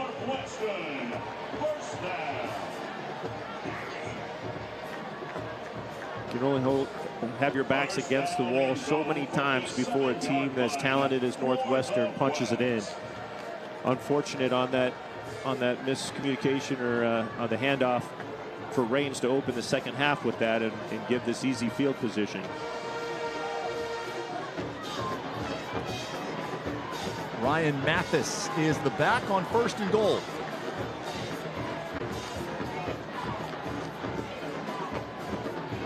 Lawrence looking across the middle for Lanier. It was off his arm. He wasn't looking for the ball.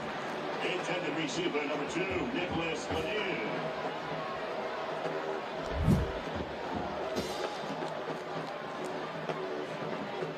Lawrence wanted to get rid of the ball quick, but you're right. He was looking for what was coming in front of him. As you see, Flournoy was out there in front of him. He wanted to see if he was going to get hit as he caught it.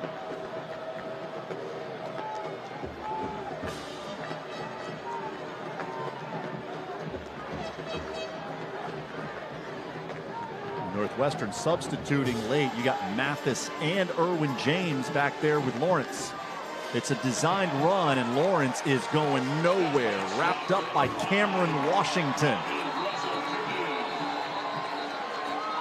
Raines is saying they've got the football. The officials blowing the play dead. Definitely dead. Calvin Russell there playing in the Wildcat shotgun look, but too much right behind the line of scrimmage, between the tackles. Good job inside there. Cameron Washington making the tackle. So now 3rd and goal.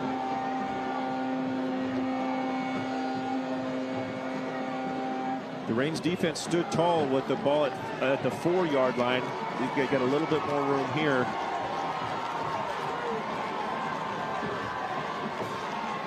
Lawrence back in the shotgun.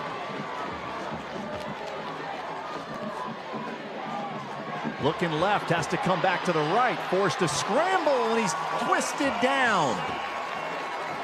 Oh, the Raines defense once again rising to meet the moment. It was Troy Butler that got Lawrence to the ground. No, he spun out of it. I thought he was actually going to get the ball off somewhere. As he came right there, I thought he was going to stay up and get a chance to get rid of it. Great job again by the Raines defense. Northwestern again stalls inside the 10. Lima on for his 2nd field goal attempt of the night. And he's 2 for 2. So Northwestern adds 3 to make it a 6-0 game. And they get 3 points off the Raines turnover. I'm not sure if you and I have ever had 2 back-to-back games where we've had just 6 points on the board with field goals this late into the game. St. Thomas Aquinas had 5 field goals last night from Johnny DeSalvatore. That tied a state record for most field goals in a game. And Alex Lima's got 2 here in the early moments of the 3rd quarter. And Aquinas didn't get their 3rd till right before halftime to make it 9-0 at half, but very similar, just great defense. Here Raines has to avoid their own turnovers. That's 3 turnovers for them. And usually when you talk about, winning a state championship, 3 turnovers is a tough number to overcome. So they really have to take care of the football, and they're going to have to cash in. And listen, they're 1 play away from taking the lead in this game, if you can imagine that. 1 play. Sharif Jackson has come on the field as one of the deep men for Raines. Starting defensive back out there with Ethan Sherman. That's where they've kicked it each time so far.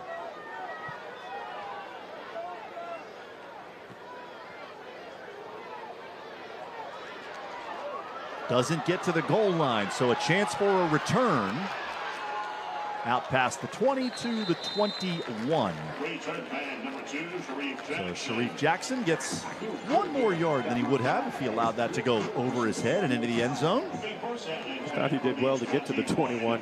That was tough. Good catch to keep it away from going into the end zone. Well, this Northwestern defense has now held Raines scoreless for 6+ quarters, dating back to last year's title game. 41-0 win. But a much different feeling around the game tonight. New formation for Raines. They haven't shown this yet. 4 wide receivers to the left, 1 to the right. Tyshawn Haynes starts. They needed to line up and get this play called because the Bulls weren't ready to go. Gave them too much time to get set up. Cole will keep it. Able to stay on his feet and get out past the 25. Desmond Johnson was there defensively for Northwestern.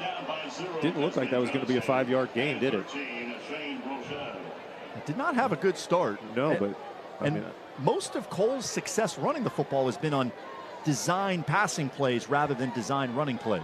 Well, I can see them trying it when they're spreading them out, all 5 receivers out. At the line of scrimmage, they tried that once in the first half. It went really poorly, about as poorly as it did just now. And same guy, Aquendo, was the one that did it I'm thinking they need to be running down the field and making cuts and throwing the ball there. They're just too quick, too aggressive at the line of scrimmage.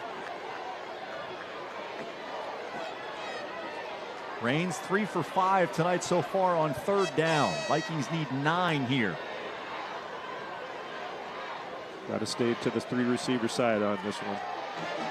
Cole with good protection, throwing to the near sideline, and it is incomplete. Zion Butler was wide open, but lost track of where he was and was out of bounds when he made the catch. He was waiting for the ball for a really long time, and he was just going to have to drag his feet and start to fall out of bounds. You see, he was already jumping in the air. He was going to have to keep his feet close to the ground. He did not need to jump for that. He needed to keep his feet down and reach with his hands to try to keep his feet in bounds. Wasn't able to do it. So Raines goes 3 and out after the Northwestern field goal. Zion Butler is the long snapper on this right now. I didn't realize that. Eddie Hinton, the Raines punter. High end over end kick, chance at a return for Dumont. Fumbled earlier in the game, trying to atone for it, and he's out of bounds at the 35. 18-yard return by Marcus Dumont. And Northwestern set up in great position. And you know what? That was so similar to the one he fumbled on. And being the senior, he switched the ball to his right hand, which is exactly what he was supposed to do the first time. So he switched it to his right hand, kept that ball away, didn't get hit as hard, but he had the ball on his right hand. Did the right thing there. But another easy or good, good field position right now.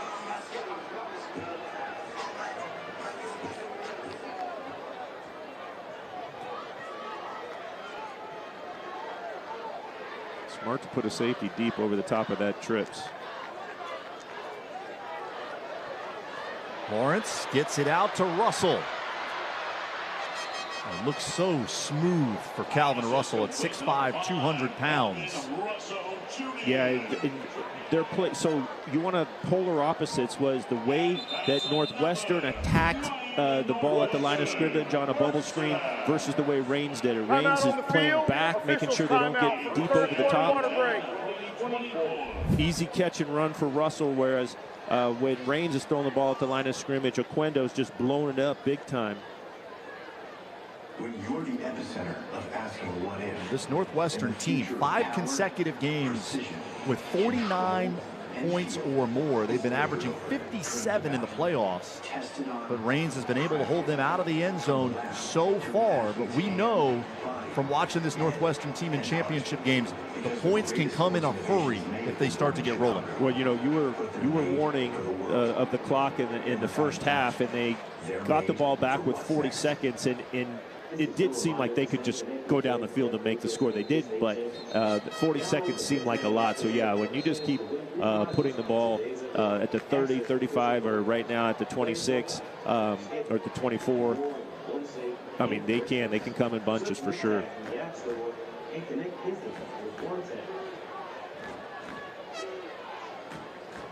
Quarterback Neiman Lawrence had 7 touchdown passes against Miami Central in the region final.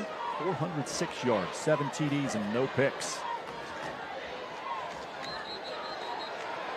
Looked like one of the Raines defenders there may have moved into the neutral zone. That was Mikkel Smith-York. Prior to the snap, encroachment on the defense, 5-yard penalty, still first down.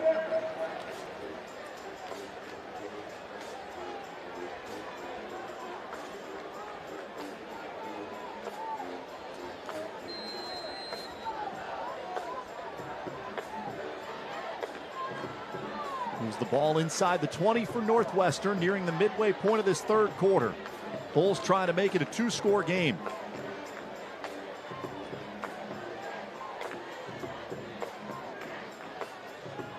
Lawrence with the fake to Mathis.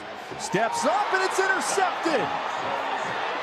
Jadeem Jones with the pick for Raines, and he is headed all the way. Jones taken down inside the 5. He fumbled the ball into the end zone. Raines recovered it. Is it a touchdown or was he down? It's a touchdown. Jones fumbled, but Raines recovered. Mikel Smith-York in the end zone came away with the football, and it's the 12th defensive touchdown of the season for this Raines defense. Jones reaches up and grabs it, and he's got a contingent of Vikings with him, and Smith-York is celebrating too early. He's not looking. There's somebody coming. He's out in front of him. He should be blocking right now. He doesn't block, and he gets tackled, and that's what causes all of that. Luckily, he gets on top of it for the touchdown, but he needed to be looking for the defender coming.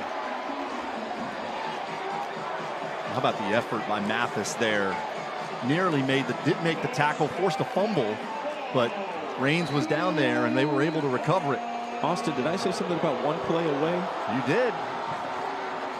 Now they got to convert this extra point, and it's all kinds of confusion. They're just trying to kick an extra point. I guess they weren't prepared to have to get 11 guys on there for the extra point at that point in the ball game.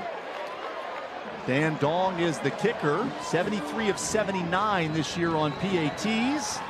That one is good. And Raines, with a defensive touchdown, has taken the lead over Northwestern. And Jones was pointing to his finger like championship ring on the way out of that touchdown, but he certainly gives his team a chance here.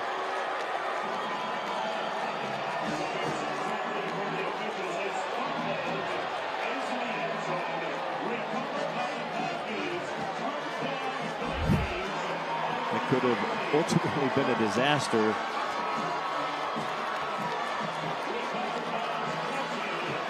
Imagine the first touchdown of the game coming in that manner. 6 quarters without any points for Raines in the last 2 championship games. Their first touchdown comes courtesy of an interception and then a fumble recovery following the INT. Jadeen Jones with the pick. Mikel Smith-York recovered it in the end zone, and Raines is in front. If there's any way to get this ball into the end zone, I would do it. You don't want to give the Bulls a chance to return this and get the momentum right back on a big return. They'll have a shot at a return. Marquez Fleming.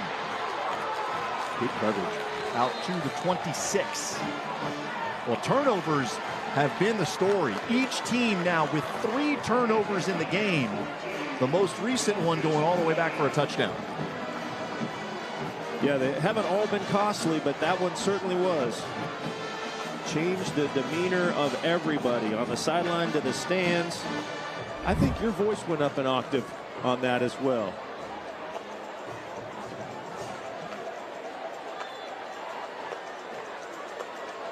Lawrence hasn't had that happen to him many times this season. Been so good with the football.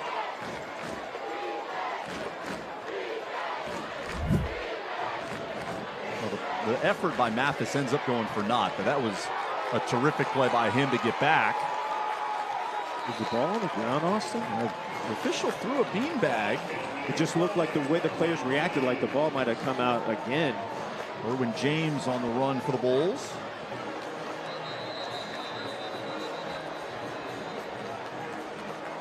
And Raines with a player down.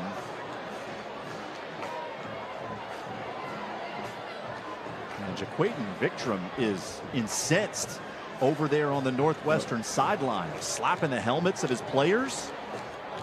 Gotta be careful with that.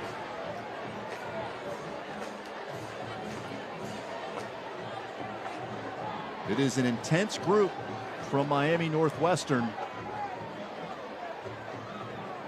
And right now their focus not where the head coach wants it.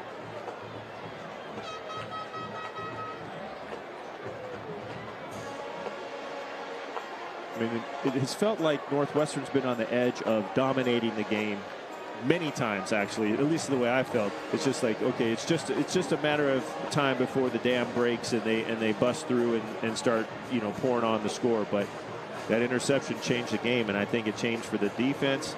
and maybe for their offense when they get back on the board. I mean, back on the field.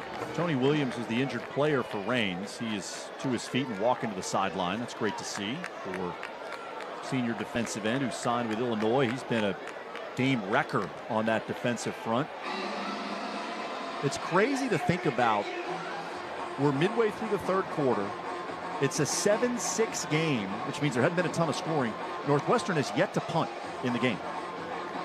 Yeah, they've had great field position most of the time as well.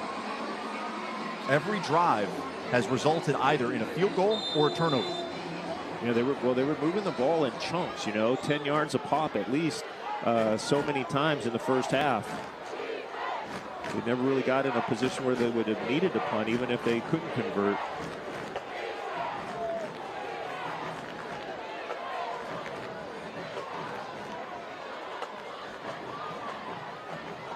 Lawrence gives to James. He runs into a wall. Conservative call, Austin. Very conservative, 2nd and 9 to run that dive.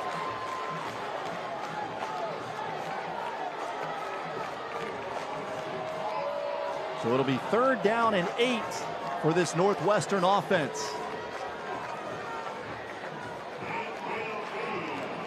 Somebody's got to come off. Yep. The interception machine just came off the field on 3rd and 8.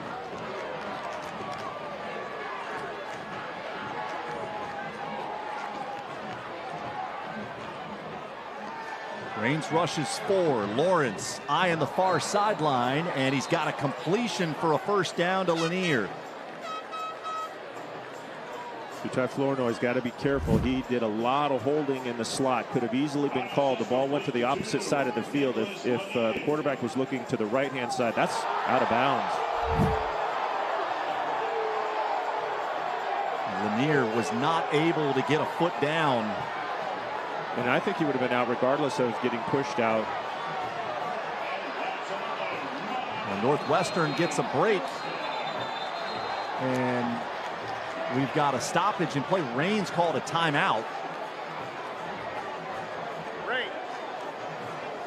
Now Donovan Maslin and the rest of the Reigns coaching staff saw the replay. He wants to go to replay, but on the big do board that in high school here. Football. Yeah, replay not part of these state championship games. Coaches don't have any challenges. Officials not allowed to use the benefit of video replay. All they can do is help each other. They can go and they can confer with each other and change a call. This one was pretty easy to see. I mean, it really wasn't close.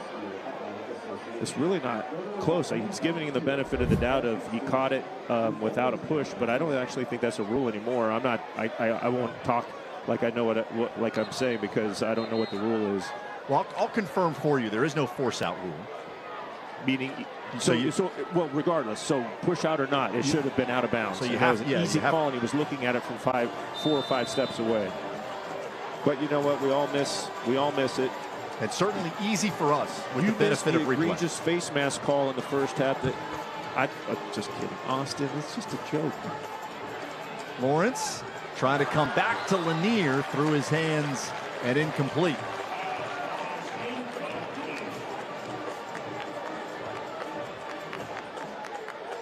Bulls looking just a little bit out of sorts after the field goal. Don't be clapping hands in anybody's face. You'll get a 15-yard penalty for that. So Donis Pierre starting left tackle with Troy Butler. Those two chirping a bit. You don't want to give anybody an excuse for anything.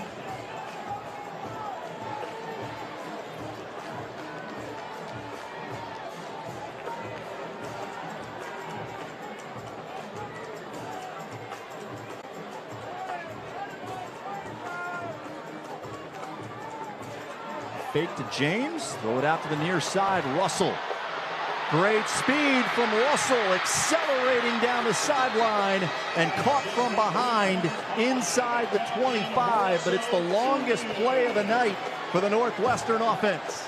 Yeah, I was talking about that bunch set that I thought that they would take even more advantage. They've been able to throw, basically they've just thrown bubble screen off of it, and this one goes the best. They had it to the left sideline, it got 10, give or take. This one goes much farther. Good block on the outside.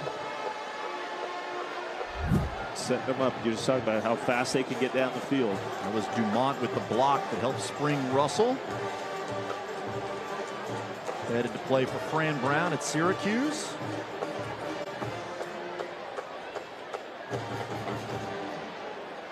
Let's check in down on the field with Emily.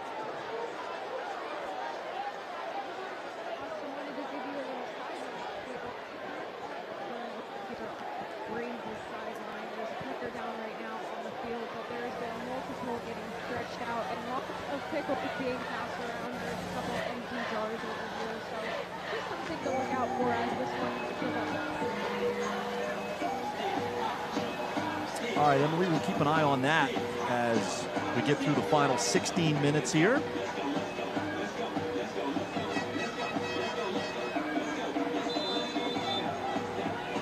"37-yard catch and run by Calvin Russell Jr. And Northwestern right outside the red zone looking to retake the lead. Lawrence had the back open initially. Flag is thrown behind the play as Mathis was unable to make the catch. This is the referee in the backfield. That's usually holding.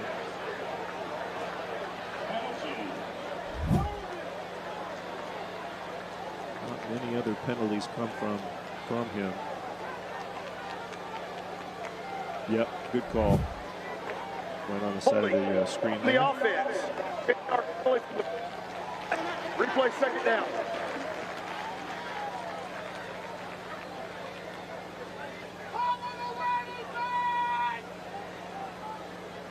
And moves the ball back to the 34. Correction.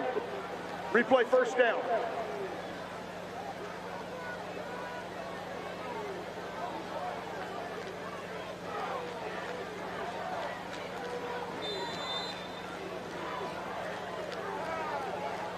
Ten penalties combined between the teams, 5 on each side. Mathis goes out of the backfield. They swing it to him, and he's unable to make the catch. Jadine Jones, who had the pick for Raines right there, nearing Mathis as the ball arrived.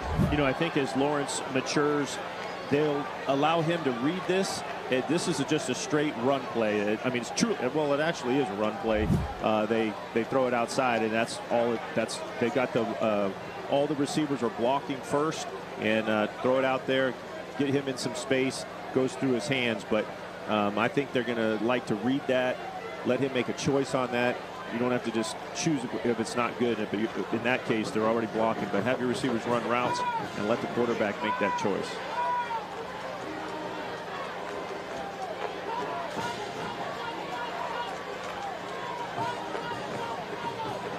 Second down and 20. Lawrence with good protection as he zips it down the middle. Joseph makes the catch, loses his feet. Ball back to the 19 where it'll be third down and 4.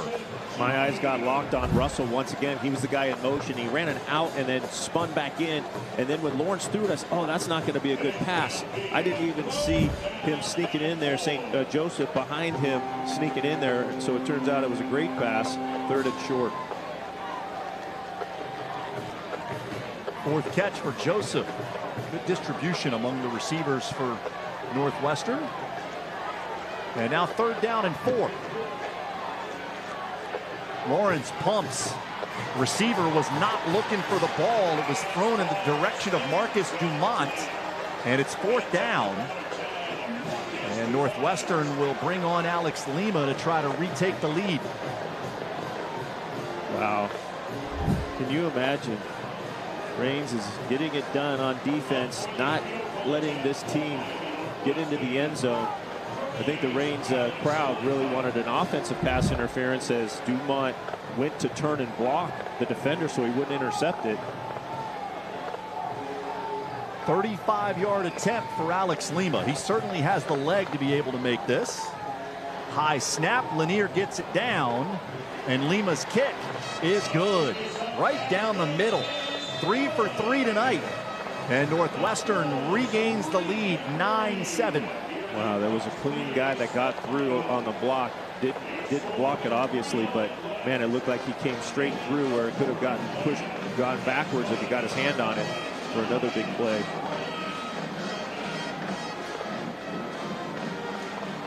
Still no offensive touchdowns in the game. Only score that got into the end zone provided by the Reigns defense.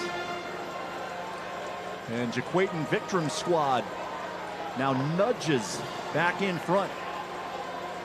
You just never know when you get to this championship game. These teams have played against some, call them average teams through the season, and they just dominate. They put up massive, video game numbers and things like that. And then each week in the playoffs, they usually get hard. But still, a lot of the games in the playoffs are just wildly different on the scoreboard. You get to this championship game, and you could not make a living betting on, what would happen out here. Which you shouldn't, Austin. It's high school football, okay? Absolutely. I saw that look in your eye, and I said, oh, wait a minute. I probably shouldn't be talking about that either. Well, it was a look of astonishment that anyone would do that. What I was trying to get at was they're unpredictable. Indeed they are. Sherman back it up. They'll take it from the 4. Coming to the near side. Sherman able to get around the edge, but nothing really there. Russell ushers him out of bounds just shy of the 20. Did the hesitation move a couple of times and work for him, get it out to the 20-yard line, 19-yard line it is.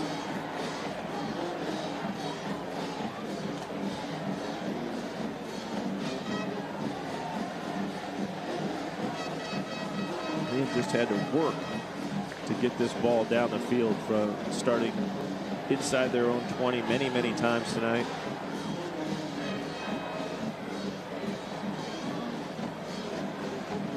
No more unforced errors, Austin.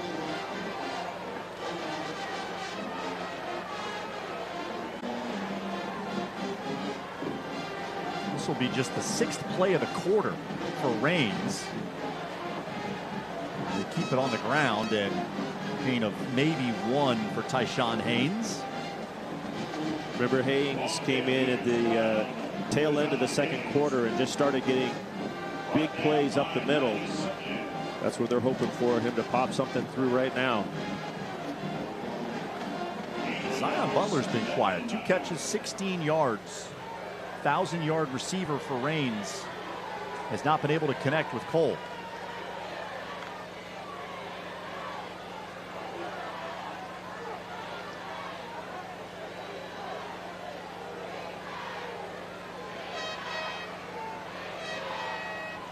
Haynes flexes out.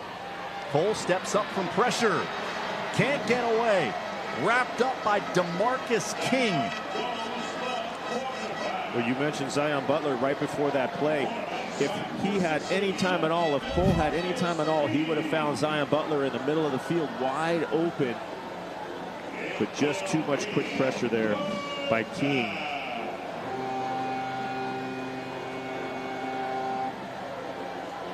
King committed to Tennessee State, transfer from West Boca, where he won a state title a season ago. Looking to win his 2nd in as many seasons with a different program.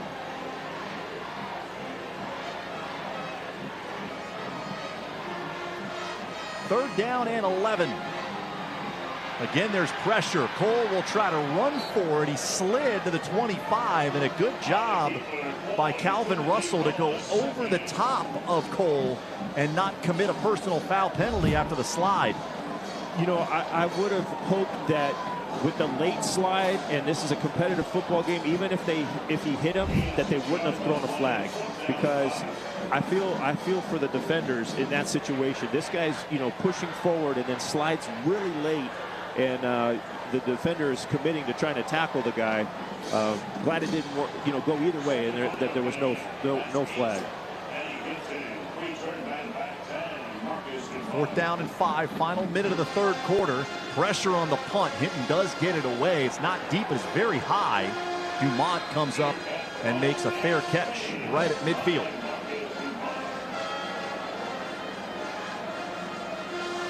Sure-handed Dumont there. Fumbled earlier on a punt return. showed off his skill. That was not an easy catch to make in a lot of traffic. You took the words out of my mouth. A lot of traffic as he came up. Had a lot of guys around him. I think that the toughest job in football is punt returner. Whatever, no matter what level it is, the ball knuckles at you. It floats in the air weird. These guys just make it look so easy, but toughest job in football.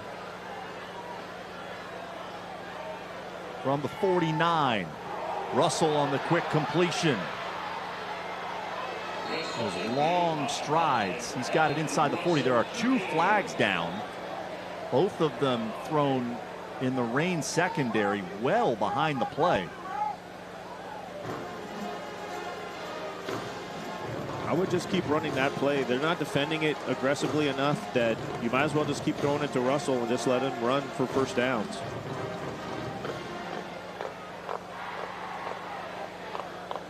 Reigns had too many guys on the field there. They had 12 on earlier and ran a guy off late, so they may have had that situation again. There's 12 out there right now. Again, the referees don't have the review. You know how on the NFL games or college they put those numbers and they go all the way across and there's 12 guys. The referees don't have that advantage here. Substitution infraction on the defense, 5-yard penalty. First down.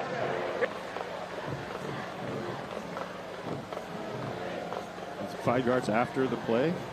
We have to decline the penalty and get no extra 5 yards. Yeah, so it was a gain of 11. They have not marked off any additional penalty yardage, so. Not that I'm a math expert. 11 better than 5. Me neither. But if they keep defending it like this, I just keep throwing it to Russell over and over and over. There's no reason to even go in motion and do all that extra stuff. Here's Lanier on the slip screen, able to break through. Lanier out of bounds inside the 25.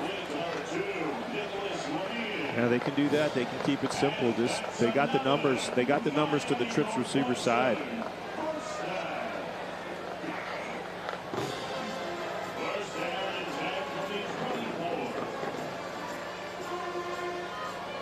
Lawrence up to 242 yards passing, but it's been mostly Lanier and Russell doing the work after the catch. Lanier with 5 catches, 73 yards. Russell 6 for 72.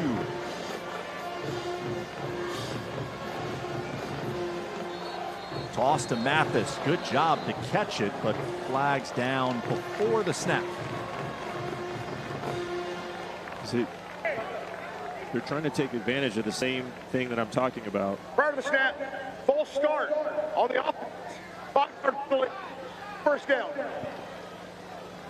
But they're making it a little bit harder than they need to. By putting the guy in motion, they get the illegal procedure penalty. They could just throw bubble behind, throw it to the outside receiver as he just bubbles back on a little swing route, and the other 2 guys block. There's just not enough Reigns defenders out there to defend it, so they could keep doing it. And they don't need to add. They don't need to bring the receiver across. They don't need to run the running back out there in motion.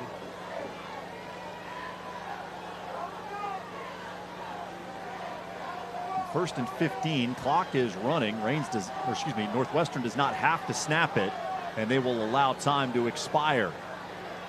Well, that takes us to the end of the 3rd quarter. 12 minutes to go in the 3A championship game. Couple of lead changes in that 3rd period. Reigns with a defensive touchdown after the interception by Jadeem Jones. Northwestern nudges back in front with a field goal.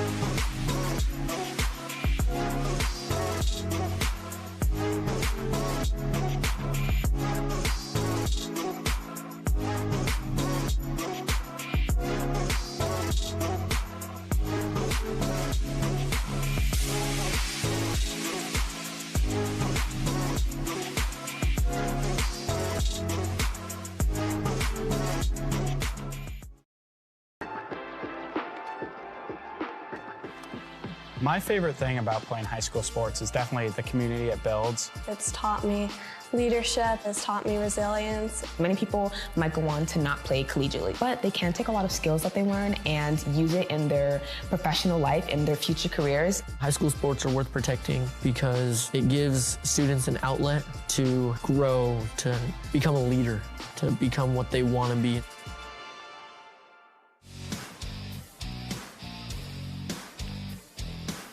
"12 minutes to go in the 3A championship game. Austin Lyon, Jeff Carlson, Emily Peters down on the field. Our entire terrific crew with you from Pit Bowl Stadium here in Miami.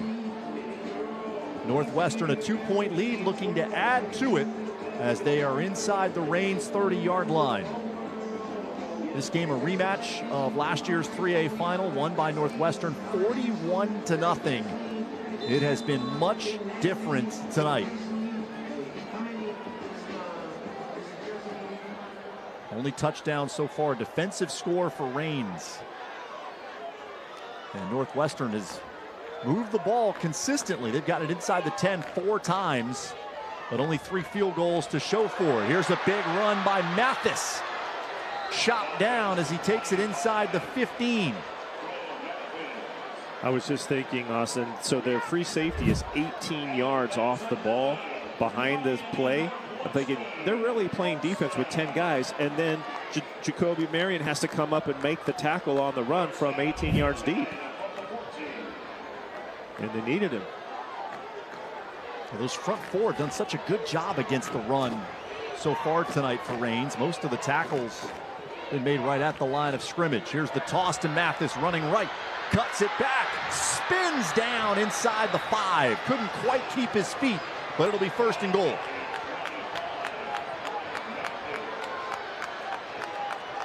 If they are able to score and kick the extra point, it will make it a 2-possession ball game for Reigns to make a comeback. And Northwestern quickly on the ball. It's Mathis. They'll mark him down at the 1.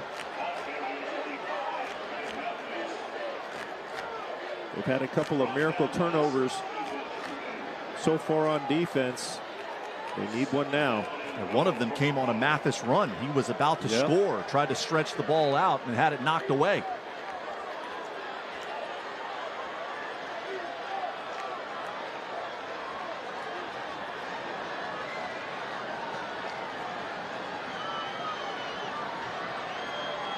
And 3 receivers in a tight bunch to the right. See if they trust Mathis one more time. The fake. Throw into the back of the end zone and way over the head of Joseph. I'm not sure if he tried to throw that away or if he missed. It was way over the top. See if you can see anything on the film. Had the corner open. Would have been tight. And so it's probably good to get rid of it and let him play for 3rd down. Still a lot of time on the play clock, but Northwestern calls timeout. Want to make sure they get the right call here on 3rd and goal from the 1. And I like the timeout. I think they should get the right call in. So take the timeout, think about it. Make sure you get the play that you want. It's going to get us a touchdown for the first time tonight.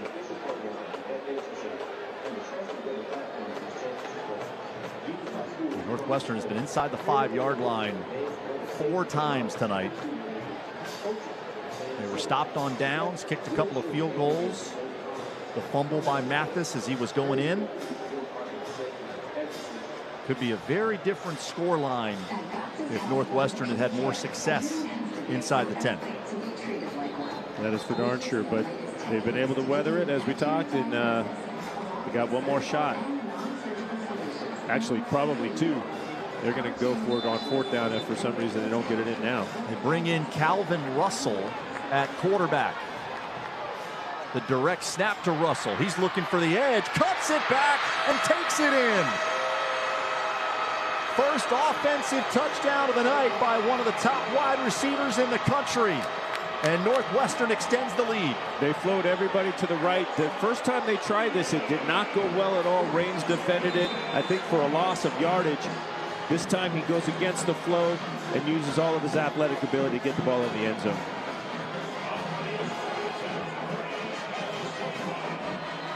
Very important PAT here from Alex Lima, trying to make it a 2-score game. Just got it inside the left upright. So Lima converts. Russell finds the end zone for the first offensive TD of the night.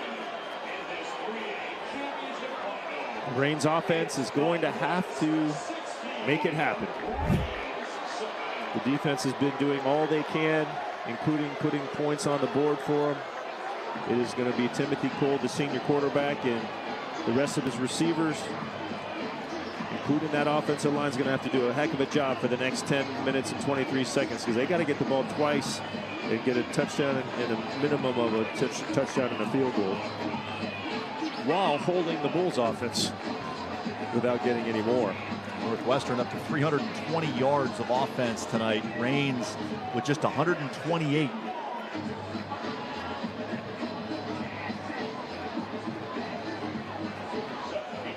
Jaquayton Victrum's defense has come to play in this title game. We've up 21 points last week to Bishop Moore, 29 against Miami Central. They had been very good and allowed very few points up until 50 the last couple of weeks, but you get to this point in the season, play offenses that can really score. And Reigns among those. Just under 47 points per game for the Vikings coming into tonight.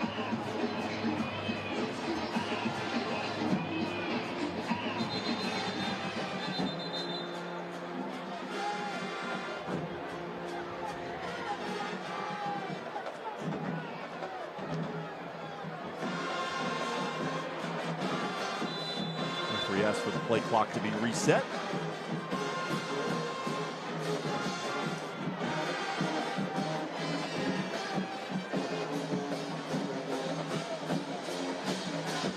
Got nothing out of the return game. Ethan Sherman and Kelvin Brown, when they've had chances, not been able to produce anything.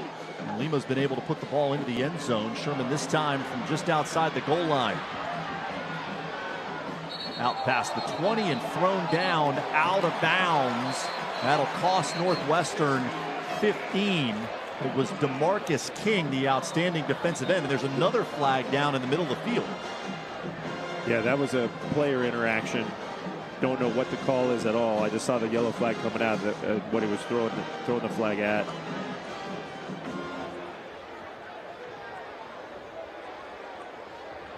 Looks like it might be offsetting. One against each.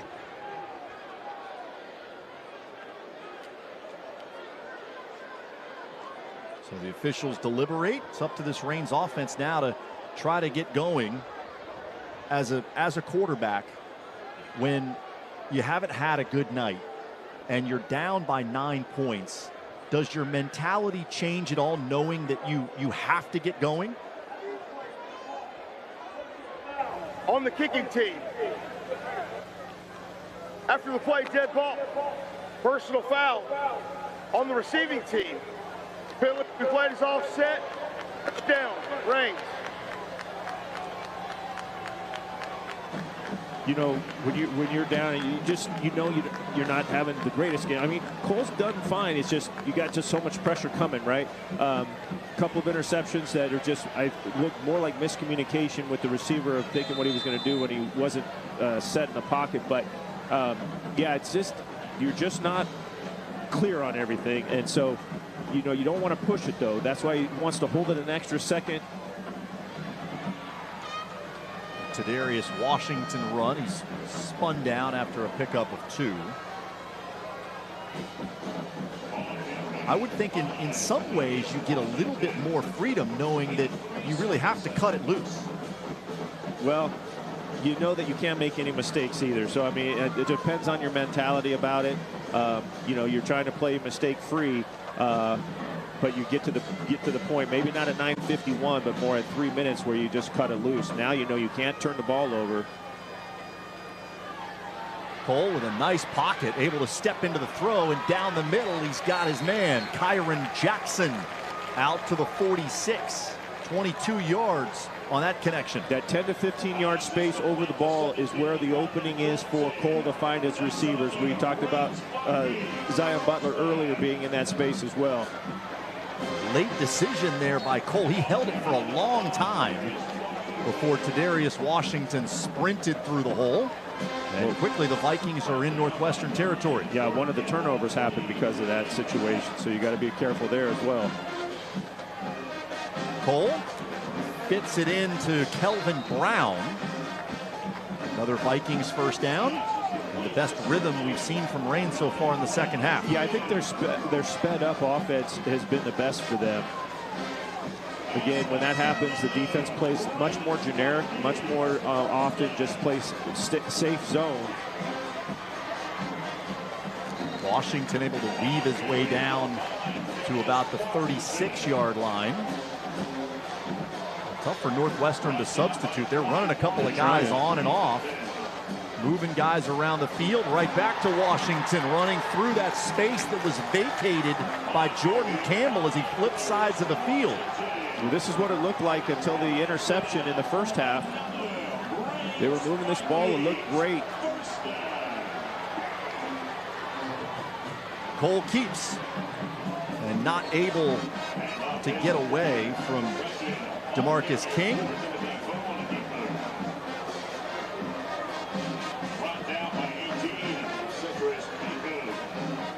Washington with a whole bunch of good runs. Washington now Haynes back in the game, number 12.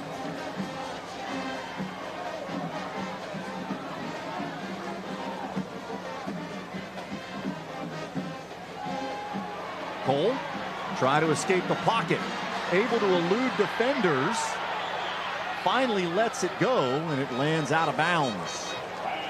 I cannot believe that Cole survived the pocket there. That was some mastery back there. There were 2 or 3 times when it looked like he was about to get sacked. It was right here that I just think he did not think he was coming out of there. Kevon Gibson with the late pressure. Sophomore linebacker has an interception in the game for Northwestern, and now it's 3rd and 9. The receivers at the bottom of the screen.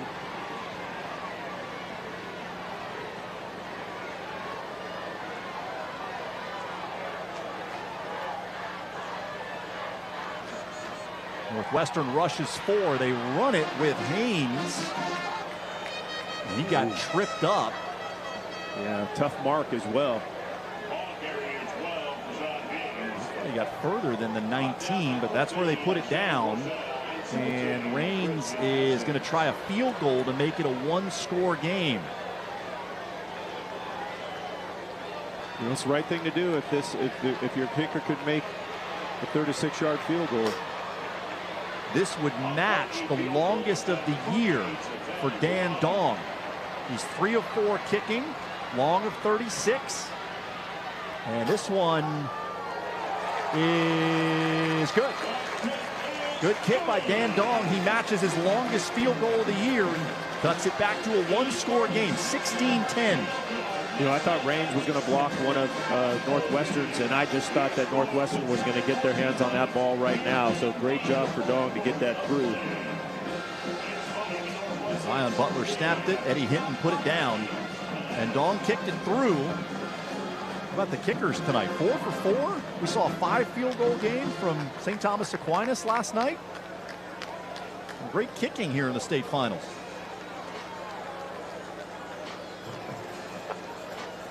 Pressure right back on to the Raines defense. He's been doing a great job all night long, slowing down the Bulls offense.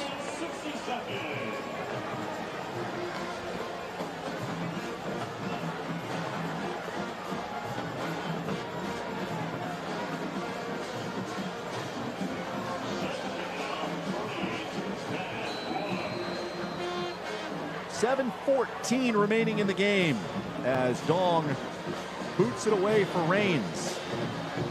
Very close to the sideline, catching it and going out of bounds right away. Yeah, mistake there, taking the ball at the 12-yard line. Should have let that go out of bounds. Northwestern with its worst starting field position of the night.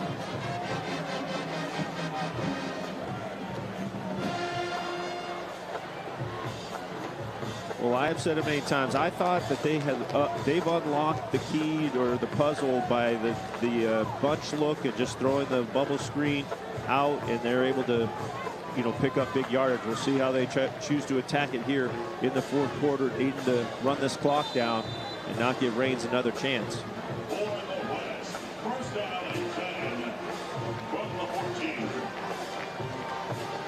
Northwestern with the first offensive touchdown of the game on their last drive. Calvin Russell run. Didn't look like Lawrence was ready for the snap. No, it did not. Mathis forced out wide, and Reigns rallies to bring him down behind the line of scrimmage.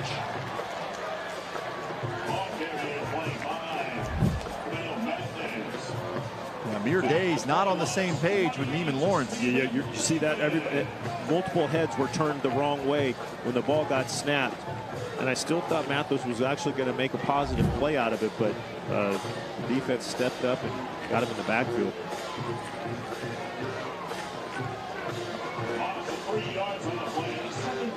Second and 13 as Irwin James sprints in from the Northwestern sideline. He motions out. They throw the inside screen. What a catch by Russell. Reached up and snatched it with one hand and runs all the way to midfield. Battle for the ball on the tackle. I don't think they're going to call it a fumble. Even if Reigns comes up with this ball, I don't think they're going to call it a fumble. What a catch. Wow.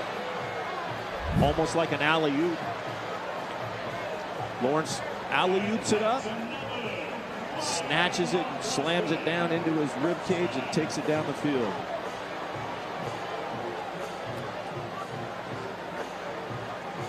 Well, there's a snapshot of why Russell is one of the best 10 wide receivers in this year's recruiting class, signed to Syracuse, and fans of the Orange will love seeing that play. Quarterbacks love 6'5", I can tell you. Especially guys that can go up and snag it one-handed too. During the play, I mentioned this earlier, he's a great basketball player. On Miami, 15-yard penalty. Penalty enforced as a dead ball. First down, Northwestern. So sideline interference means that one of the members of the Northwestern sideline made contact with an official. Timeout on the field. Restricted his ability to follow the ball, follow the play.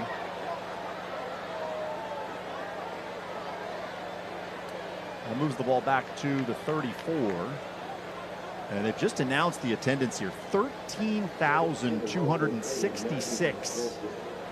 A great crowd, and they've been treated to a highly entertaining 3A championship game. Austin, what was the crowd last year?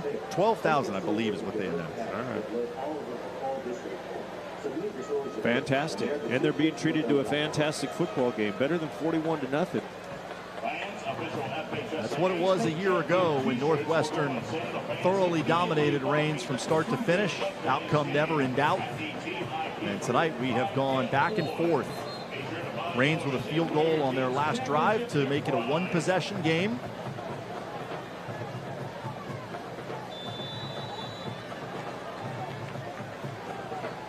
.38-yard catch and run by Russell, but they take 15 back and mark it at 34. Lawrence pulls it out to Kenyon Tompkins. That was the play I was mentioning, and it keeps going for good yardage. Doesn't matter what down they run it on. And sooner or later, you let your receiver that starts with a block release, and it'll be wide open for you. Lawrence passing tonight, 22 of 34, 288 yards. No touchdowns and the one interception.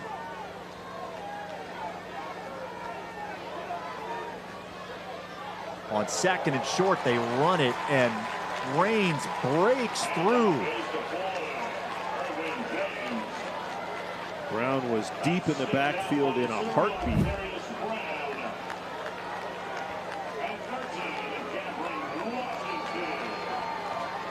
Washington was actually the guy that got there first. The whole left side of that offensive line totally parted between Brown and Washington.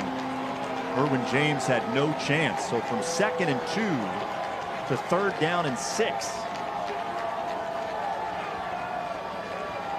Northwestern 2 of 6 on 3rd down tonight. Lawrence out of the backfield, wide open is Ryan Mathis, but he stepped out of bounds short of the 1st down. Oh boy. How did that happen?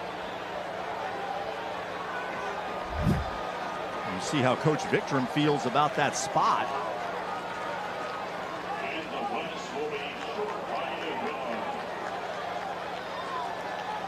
Hard to say no to that, but we did see the other play that looked like he was way out of bounds. And Northwestern is going to punt. I am shocked by that move. So on comes Alex Lima. He's going to take a timeout and think about it. I think he's going to get egged on by his assistant coaches and his players to go for it. On the field, Miami Northwestern, first time out of the half. That'll leave Northwestern with 1 timeout and 5:22 to go in the game. 4th down and a long yard for the Bulls. Raines has been great against the run. You got an athlete like Calvin Russell. He scored in short yardage in a goal-to-go situation last possession. Oh, you know, you bring up a good point right there. 4th and 1 here. Bring him in as your running back and come up with one of the 2 plays that you have that he's back there. But this is a big call. I mean, this is it, and this is where you say, well, you know what? When Raines has gotten the ball and they get on a little bit of a roll and they're able to get on the ball quickly and we get gassed, they've been able to get the ball down the field fast. You know what I mean? So if we punt and they could get right back up here quickly with 5:22, that's more than enough time. And so they come back out here and run an offensive play. Say, we are the Northwestern Bulls and we are the defending state champions. We're going to go for it on 4th and 1. Mathis is the running back. 4th down and a long yard. They snap it. Lawrence going to throw for it. Intercepted! Picked off by Jatarius Brown, and he returns it to the 30-yard line.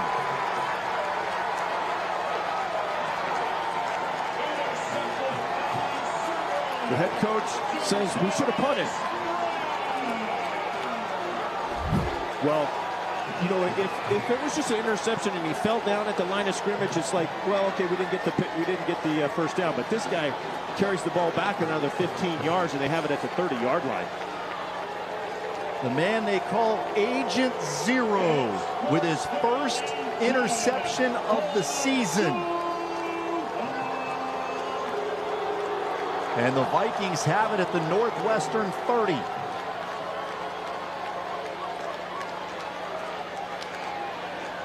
Fourth takeaway of the night for this Raines defense.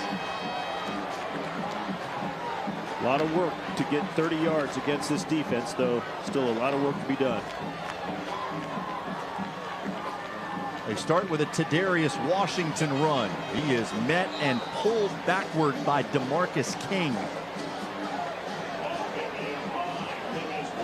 5 minutes is still a lot of time on the clock. Even if they put this ball in the end zone, there's still going to be a lot of time left on the clock. Northwestern with at least 1 timeout still on the board now. Raines without an offensive touchdown in the game.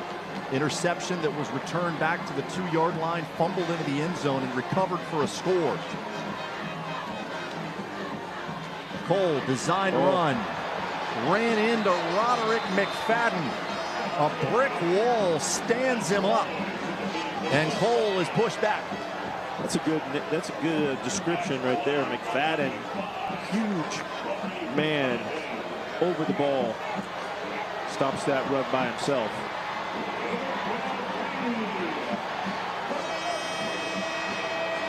This is as hyped as we've seen Northwestern at any point tonight. 3rd down and 12.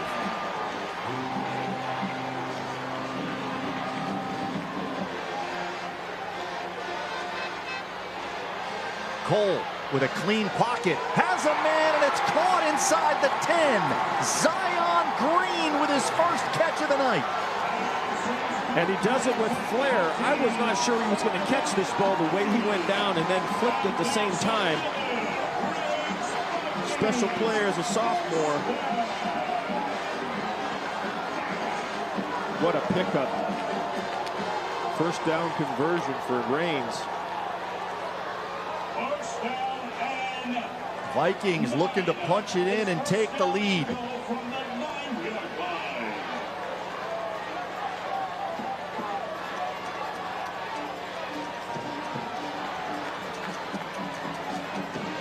Play clock at 6 as Cole gets everybody set up. They'll toss to Washington. Running wide. Got nothing. James Briggs made the play for Northwestern. Zion Green, the wide receiver, tried to do the very best he could against the defender that came in and made that tackle.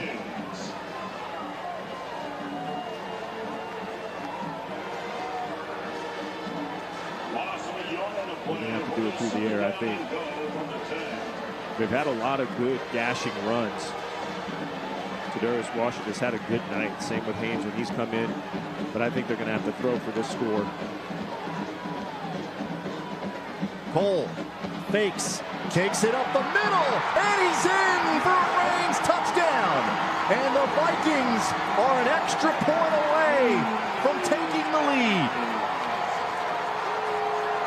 Or the senior quarterback that got beat 41-0 last year, that has come and they've saved his running this year, not as much so that he could be fresher for this game. Takes it in for the lead. Potential lead. Got to kick that extra point.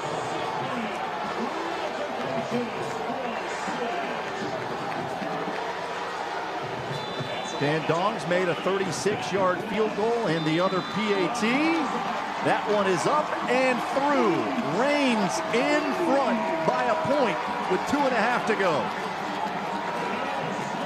That field goal and extra point, those are an adventure. They do not want this to come down to one more kick for Reigns. It started with Jatarius Brown intercepting Neiman Lawrence on 4th down. The 3rd down conversion to Zion Green. And then Cole finishes it off. I don't think I've ever seen a catch made like that, but what a critical catch it was. And hey, great play call by the coaches, and for Cole to put the ball in the belly and pull it back out and finish the run for the touchdown.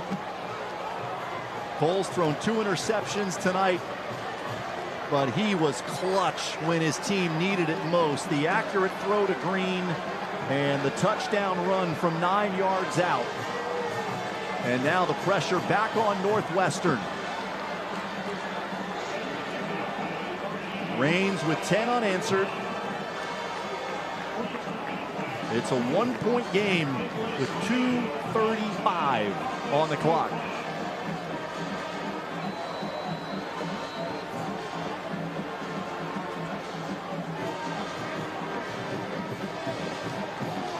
Lanier drifting back to take the kickoff from the 10. Trying to go to the far side of the field, and he slips down at the 12. Well, Northwestern with a long way to go, but they can take the lead with a field goal. And Alex Lima's already kicked 3 of them tonight. Well, you had said that was the worst field position, I think, the last series that they started, and they're right about exactly the same yard line for this series as well. Well, we saw senior quarterback Timothy Cole deliver when his team needed it. What about sophomore Neiman Lawrence? Biggest moment of his young career.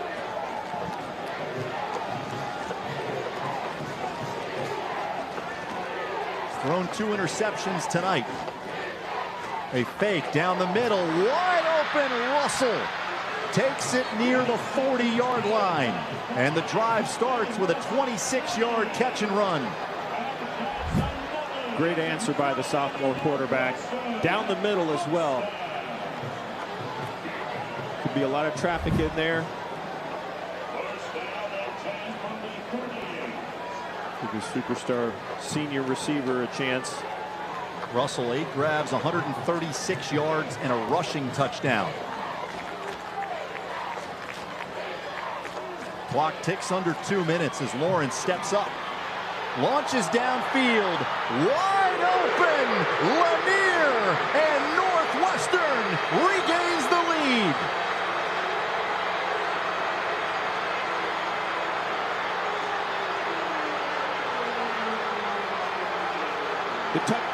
The touchdown comes because Lawrence is able to buy that little bit of extra time. And I was telling you, the block and then release, there was going to be something open late. It didn't come off the exact thing that I was thinking of, but it opens up late, over the top, wide open. But still a lot of time left on the clock. It's a 5-point game. Northwestern, I would think, has to go for 2 here, but they've got their kicker out there to try to make it a 6-point game.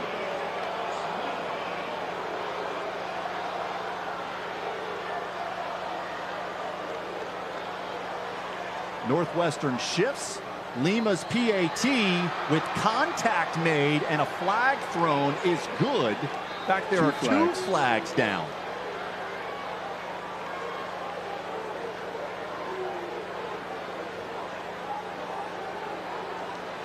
So we'll wait to see these markers. Northwestern might end up getting bailed out and get a half the distance penalty. There's no reason to kick the PAT. Well, half the distance or not, if it stays where it's at, they should still go for 2. You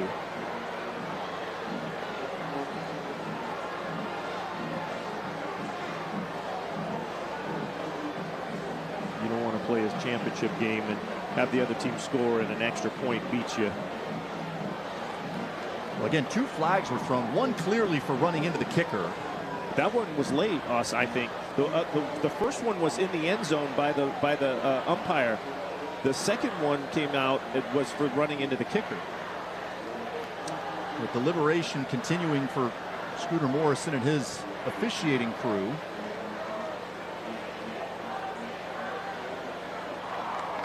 Coach Viktram getting the explanation.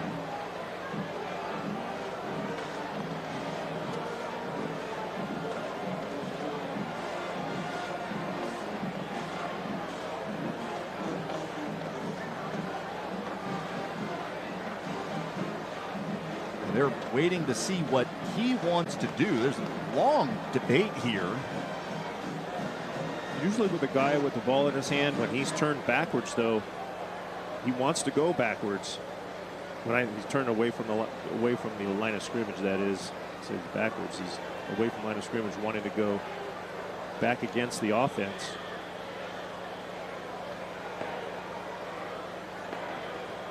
There are 2 fouls on the play. We have hurdling on Raines. That penalty be accepted, half the distance of the goal, and we will retrap. We have dead ball running into the kicker against Raines. That penalty will be enforced on the kickoff. All right, so 2 penalties against Raines. And now Northwestern has their offense ready to come out. Looked like maybe Cameron Washington there, putting his hands on the back of a Northwestern player.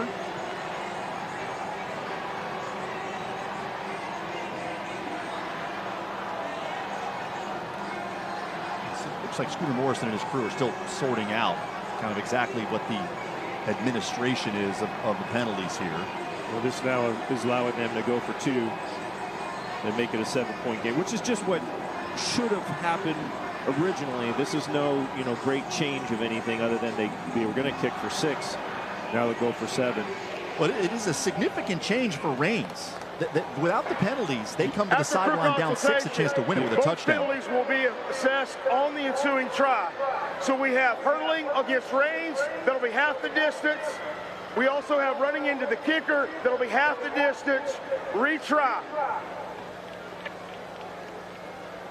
So the ball will be inside the 1 for Northwestern when they snap it. And that might not happen 2 penalties against the defense on an extra point. Might not happen well, it's the first time in my lifetime. So the referees, good on them for being able to get it done. It's going to be Russell on the run, and he is stopped. Tried to go over the top, lost the football eventually, and the officials rule him down. And you see Tarvell Mathis is in the end zone with the ball, but they stopped the play. So Raines thwarts the 2-point conversion attempt. Who has the momentum at this point, Austin? Northwestern can't punch it in from the half-yard line. A touchdown beats them. 6 points beats them now. But you see that way he stepped up. That allowed Lanier to get behind the defense. I was waiting for that all game long, for the safety to get caught, thinking it was going to happen on that little bunch set. Steps up. And what a gorgeous ball. Big throw and catch. Yes, he throws a great ball. Short and long. Lawrence up to 381 yards passing.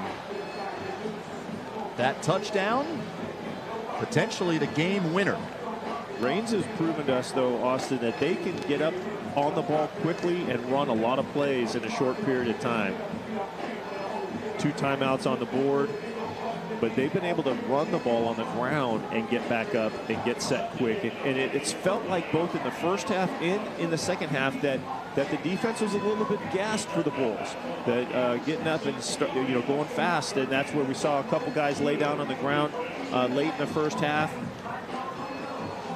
See how this goes, but I think Raines has plenty of confidence right now that 2 minutes left in this game that they can do this. Zion Butler is the deep man for Raines. First time he's been on the field tonight for kick return. And the leading receiver in Raines history creates some magic on special teams. It's kicked in the direction of Sherman, who backs it up and takes it from the 2. Up the sideline, he goes out of bounds just beyond the 20. 1:51 remaining in the game. Raines takes over, needing a touchdown for the lead.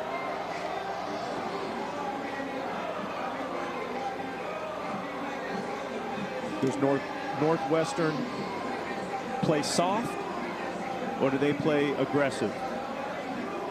Let's watch together as they're going to play 2 safeties back and make sure that everything is in front of them. Nothing easy gets over the top. They're going to play in their face at the line of scrimmage. Lanier and Russell both out there for the most important defensive series of the season for Northwestern. Raines took advantage of a short field, scored a touchdown on their last drive. It was the first offensive touchdown of the game for the Vikings. Cole checks it down. This is Haynes working his way upfield. Desmond Johnson brings him down. Solid first down game.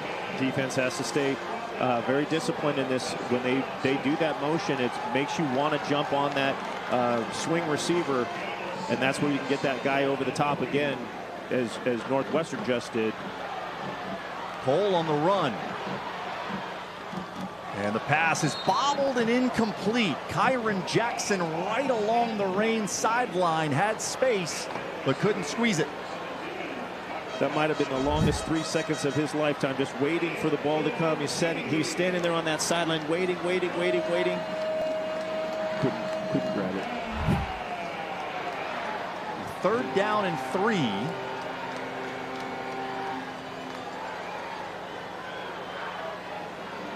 Got to get the first down before you can think about a touchdown.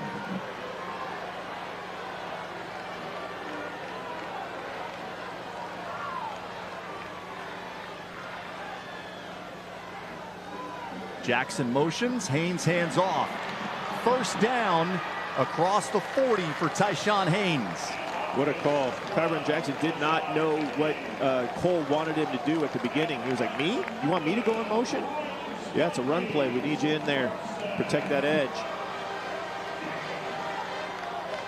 Back it up to the 41. Clock rolling again. 1:10 to go. Cole keeps to the middle of the field. He slides and gets hit. No flag out. The clock continues to run. We are now under a minute to go. I'm glad there was no flag there.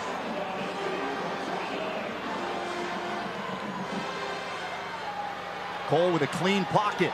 Trying to go down the middle. It's incomplete. Nearly intercepted.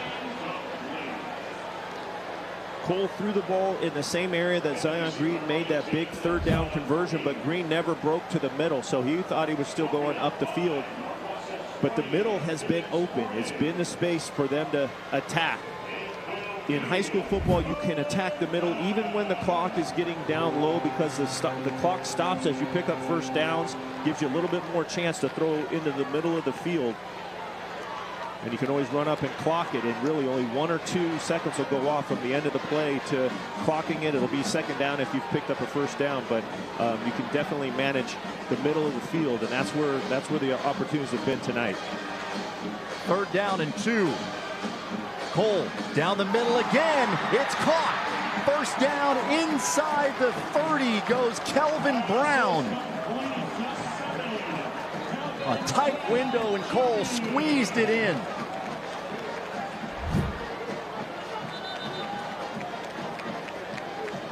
Will they take a timeout? The players are coming to the sideline. They thought there was an injury. They need to stay on the field. They don't even come to the sideline during an injury.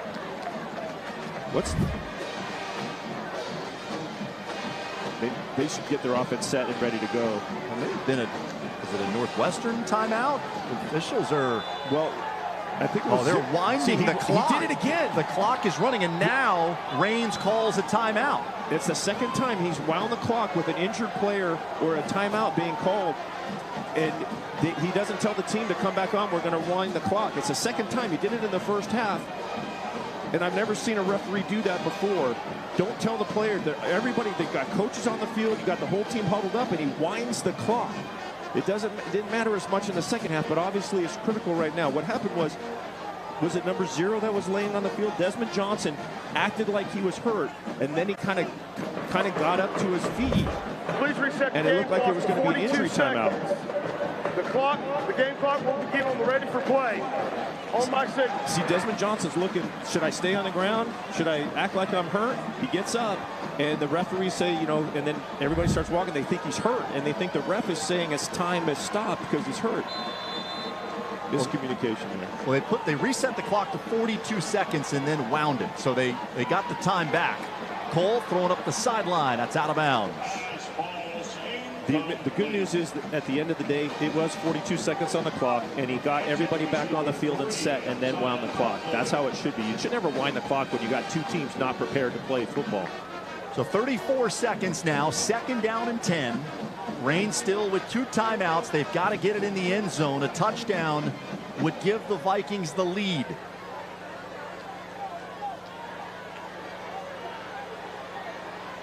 It's a 3-0 game at halftime. The offenses have come alive here late. Each team scored on their last drive. Cole under pressure, starts to scramble, throws it with no receiver in the area. Got to throw the flag. You don't have that option in high school football just to throw it away. The Northwestern sideline begging for a flag. The officials are talking. I don't believe you have the opportunity to just throw the ball down the field. That's NFL. You have to throw it to a player in the vicinity.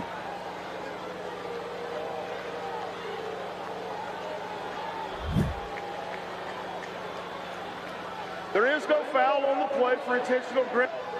The passer was out. The ball reached the line of. Well, call me corrected. I didn't think that they had the same rules as the NFL. So 3rd down and 10, 29 seconds to go.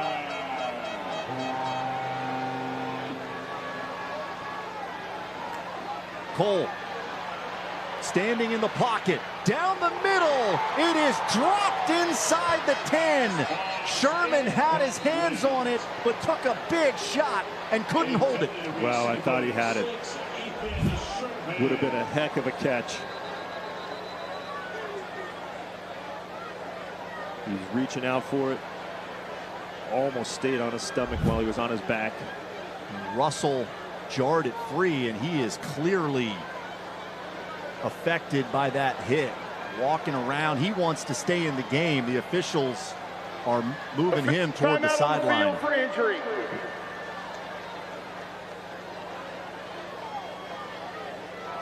So Russell's going to have to leave the field. Player safety obviously first and foremost, but you've now got the biggest play of the season. It's also not a timeout.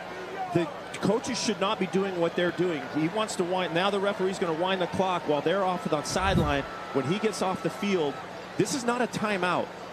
When the injured player gets off the field, he's going to want to wind the clock. He's done it twice.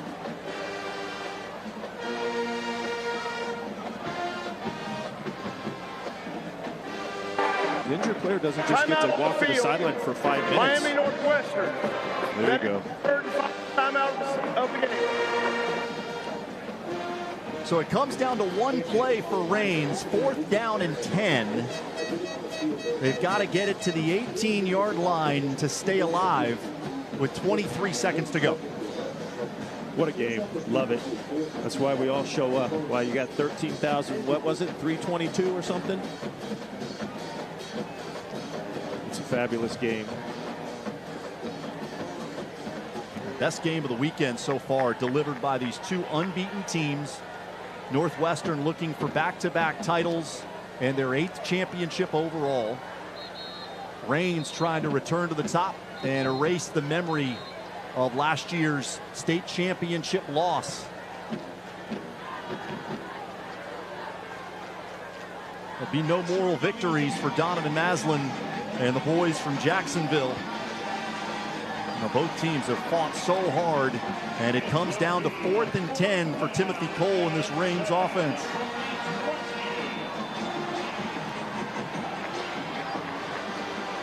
Joseph moves, number 7 moves to free safety, which is where Russell had been on this series.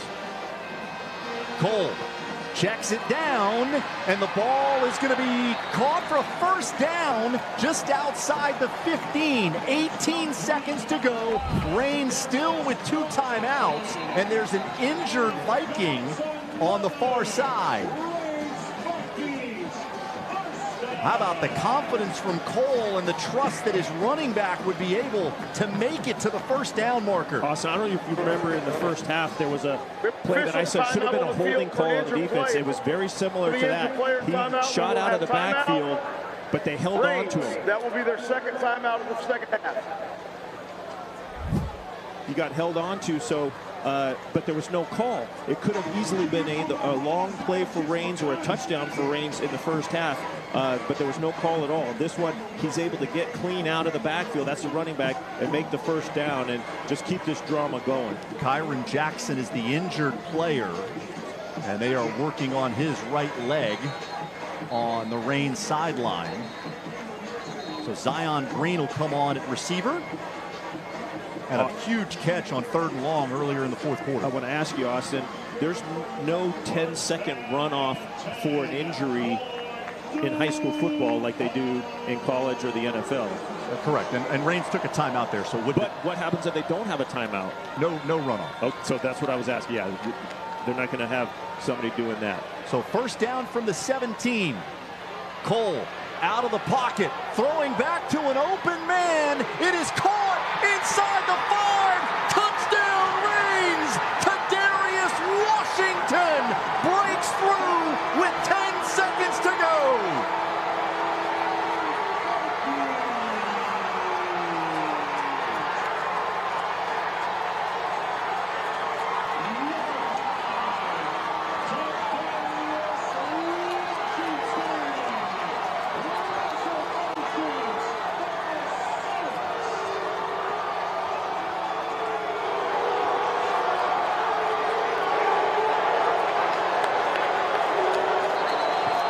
Kadarius Washington has been the man in the second half on the ground over and over in these last few seconds through the air. What a great catch and what a great finish.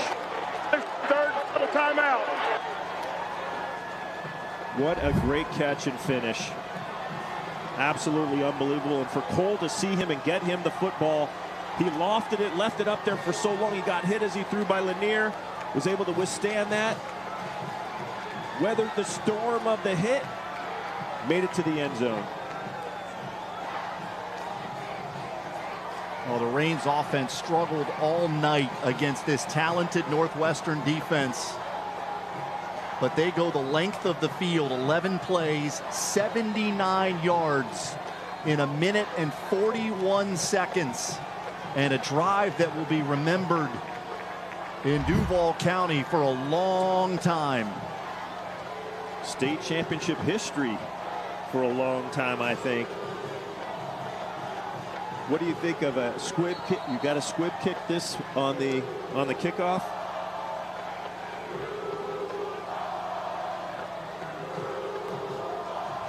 Well, first the try here for Reigns. Got to go. They're going for 2. They've got their offense out there. The heavy package. This is pretty far for the heavy package.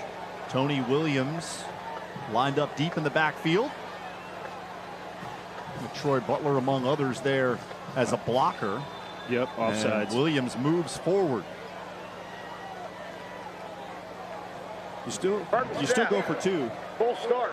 But now you on the offense, 5-yard penalty. Still try. But bring Cole back in. Bring your regular offense in. Looks like they're going to go for 1. There's absolutely no reason in the world you would go for 1. You can't return. You can't return an interception return for a touchdown, I believe, right? You can't return as soon as it happens. It's dead. Is that Correct. true? Okay, Correct. so you cannot return it. So there's no threat of a bad play, a fumble, hurting you. You have to go for the play. They did. Here they are. Cole's back in the game. Got the offense back in. The players had to find their helmets. Guys were celebrating. I think they're still short 1. Yep, there we go. All kinds of confusion. I think they might be short 1 more. Only got 3 receivers out there. Yep, they need 1 more. And now flag down for delay of game. At this point, they just need more room to work. They got no timeouts to take now. Delay of game on the offense. 5-yard penalty. Still for a try. Coach is yelling, can we get our first team offense on the field, please? It's a wide receiver. Is what they needed. It was Kelvin Brown who wasn't out there. Well, what a finish to this 3A championship game. Lead changes hands 3 times in the final 3 minutes. Calvin Russell came back in on that last play as well. He's back in the game. That's good to see. Cole hands to Washington. Looked like they wanted a reverse pass. Washington tackled, and it stays a 1-point game. 10 seconds remaining. 11 play, 79-yard drive by Reigns, engineered by Timothy Cole. That was the big play right there for me. They got that ball down the field. This was 4th down, had to have it. Darius Washington out of the backfield, lost a glove in the process. Did you think that was the ball? I did. So did I. And then Washington out of the backfield. A terrific catch with Lanier bearing down on him, and then the strength to run through 2 Northwestern defenders and take it into the end zone. Washington had 5 catches all year coming into the game tonight.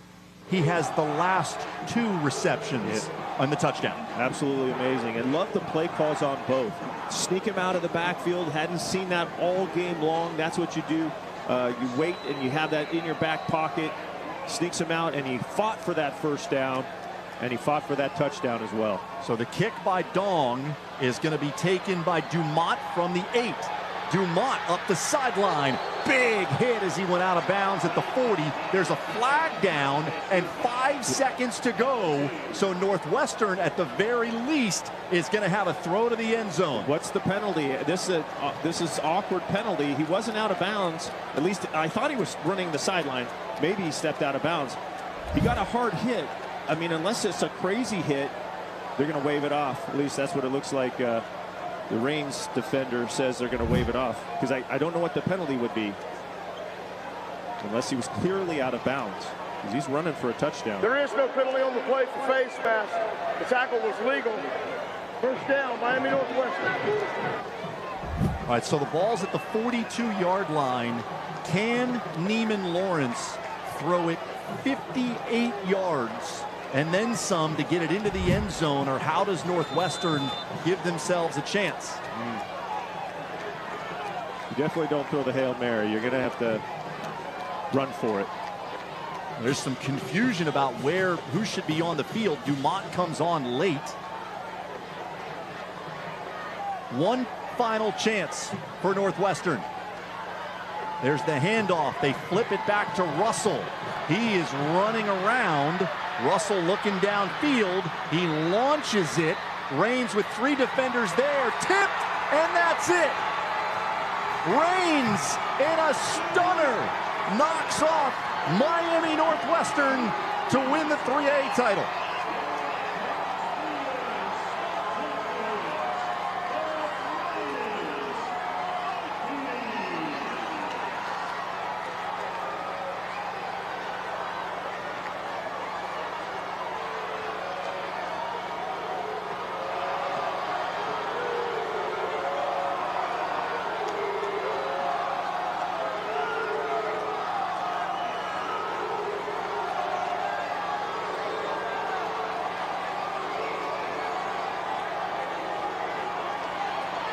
What a moment for the Reigns football program. 41-0 embarrassed here a year ago by Northwestern. For 365 days, that was the motivation for them to get back here. And these 29 seniors made the most of a second chance. And they finished their careers with a state title. For the Reigns Vikings may not feel like it's a miracle. They may think that they came here and planned to win, but it sure feels like a miracle. And by the reaction, a lot of people feel like it's a miracle, but that was an amazing football game. I thought those 2 defenders overran coming back to the football and almost landed in Lanier's hands. Crazy, crazy, crazy football game. Just glad to be a part of it. Yeah, the Reigns defensive backs moved up, and it did look for a moment like that ball might make it through to give Northwestern a miracle finish. But Reigns able to knock it down. This was the throw by Russell. You see Lanier waiting for a ball that never came. Reigns wins it. We're back with more after this.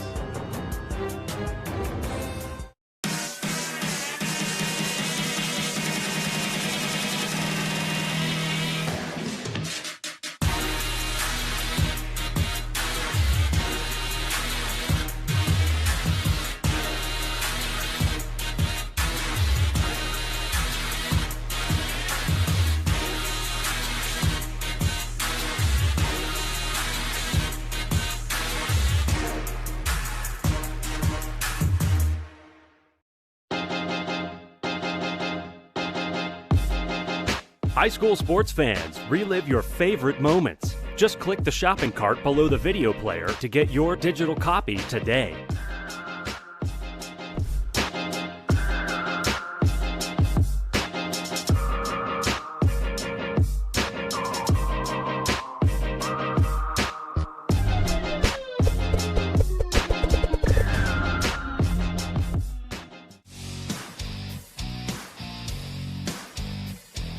Timothy Cole, jersey and pads nowhere to be found.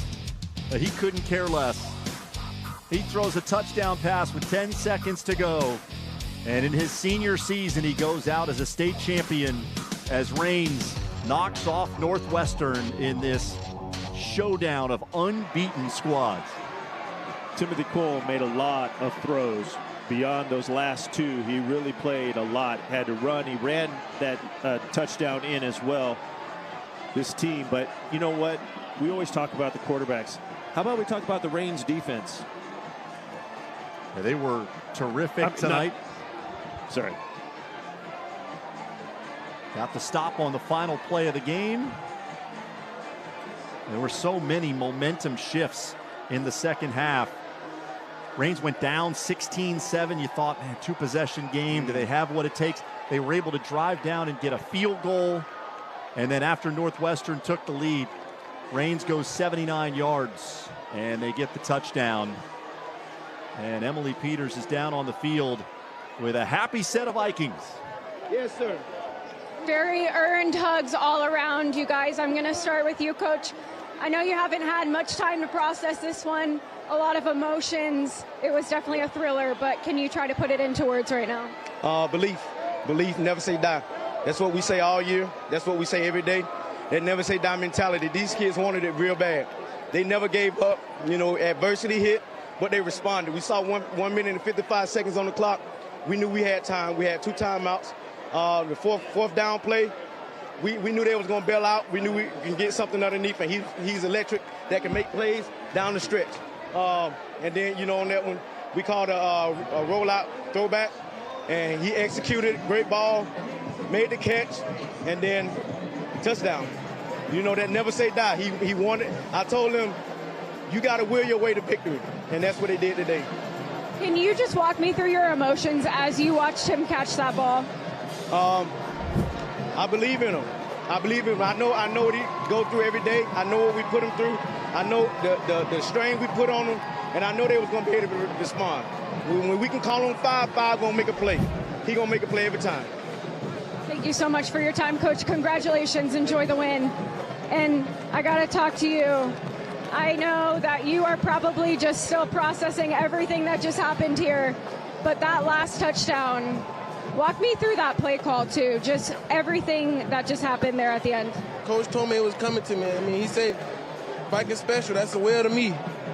I was wide open on it. I caught it, broke the tackle, and made history. How much faith do you have in your quarterback who was driving you guys down the field? A lot of faith. You know, that's my dog. You know, we grew up together. I got a lot of faith in him. I trust him. I love him like blood. And I appreciate him, man. This whole entire season, you guys have had this chip on your shoulder. This was the revenge game. How sweet does it feel to come away with the victory? It felt unreal. Like, it's the best feeling of my life, hands down. Like, I ain't never felt like this before. Go celebrate with your teammates. Congratulations. Appreciate it, man. All right, and I may have another one for you.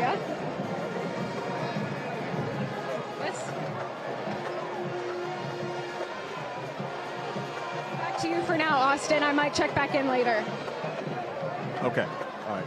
All right. Thanks, Emily. To Darius Washington, understandably emotional. And for Donovan Maslin, a Reigns alum, takes so much pride in this program, said he didn't want to be the coach for an era that drops the baton of past success. Well, he has taken the baton and run through the tape with the way he's coached this team this year. I'll say, just congratulations. That was just, they hung in there. They stayed in there. He talked about fighting through the adversity, and they did, all the way to the very last second.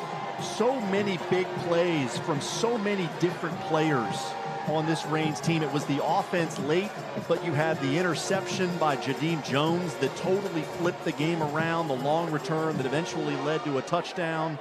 You had the interception by Jatarius Brown. And Emily is down on the field with Vikings quarterback Timothy Cole. Presenting the team trophies on behalf Yes, of course. I know everybody wants to have this interview with you right now, so thank you so much for doing this. Can you kind of put how you're feeling right now into words? Whew. You know, last year everybody know what happened last year. You know, that 41-0 did not feel good. So, you know, we had to come out and show what we should have did last year. You know, last year we disappointed a lot of people, but we came back. You know, this year we labeled this season as a revenge tour. So, you know, just to come out here and do it, you know, it means a lot. You know, we got all types of bruises. You know, it's my last high school game, so, you know, we had to lay it all out on the line. So, you know, I got scrapes, bruises, we bleeding down here. You know, it's all for good, man. We stay champs. Take me through that last drive, because you completely took control and made this win possible for your team. Hey, you know, we work too many drills. We work too many drills all the time, you know. So just to come out here and perfect that 2-minute drill, you know, the way we did with 1 minute and 55 seconds left, you know, 2 timeouts, you know, that's what we look for. So, you know, all the practice, all the hard work that we put in this offseason, this training, the fall camp, you know, during season, you know, it's amazing. Like, that 2-minute drill was crazy. So, you know, just to do it as a last drive, you know, I always wanted to put myself in a position where I had to go down there and win the game. So, you know, I got that moment in the state championship game. It feels good. Well, now you can take a deep breath, right? Relax. Those bumps and bruises were well earned. Congratulations. Enjoy it, okay? Thank you. Let's go. Duval.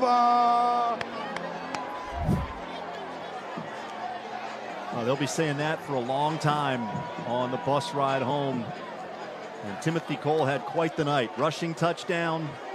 That gave Raines the lead. Northwestern went back down the field, and then 11 plays, 79 yards to Darius Washington. Only 5 catches the entire season. He has a catch on 4th down to keep the drive going, and then the game winner there with 10 seconds to go. And that game winner was not only a fabulous catch, but to stay up and finish. Unbelievable. But you know what? The coach talked about they knew they would drop back, so they threw the screen. I mean, they threw the little dump off, and then they knew that they would do this, and that's why they did that. They're calling the Vikings special. They practiced this stuff, and I mentioned it at 155. They've been practicing. They can get up on the ball and go fast, and they did. 2 great calls there when the team needed it most. And so Raines avenges its 41-0 loss in last year's state championship game with a 1-point win over Miami Northwestern in a 3A thriller.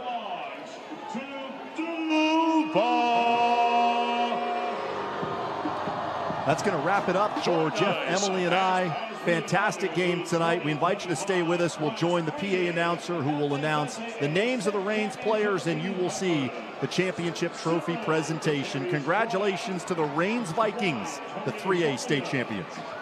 2 Jackson, 3 Zion Butler, 4 Timothy Cole II, 5 Darius Washington, 6 Ethan Sherman, 7 Calvin Brown Jr., 8 Eddie Hinton, 9 Troy Butler, 10 Charles Dustin, 11 Saban Ellison Morgan, 12 Tishon Haynes, 13 Cameron Washington, 14 Devin Frazier, 15 Travis Williams, 16 Jedi Flournoy, 17 Kieran Jackson, 18 Zion Green, 19 Amir Mabane, 20 Mikael Smith-Yoy,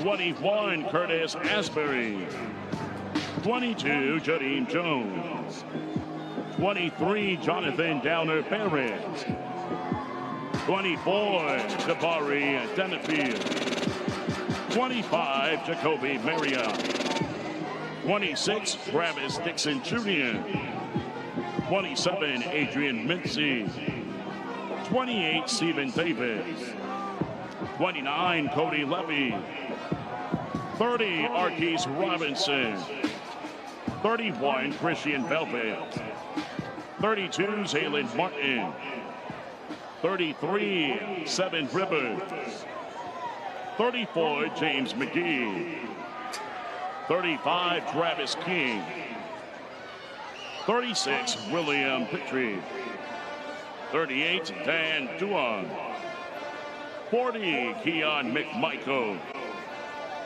42 DeAndre Johnson, 44 Shania Doran, 45 Knowledge Lewis, 46 Messiah Austin, 50 Keelan Burke, 51 Antoine Kelly, 52 Roderick Adams,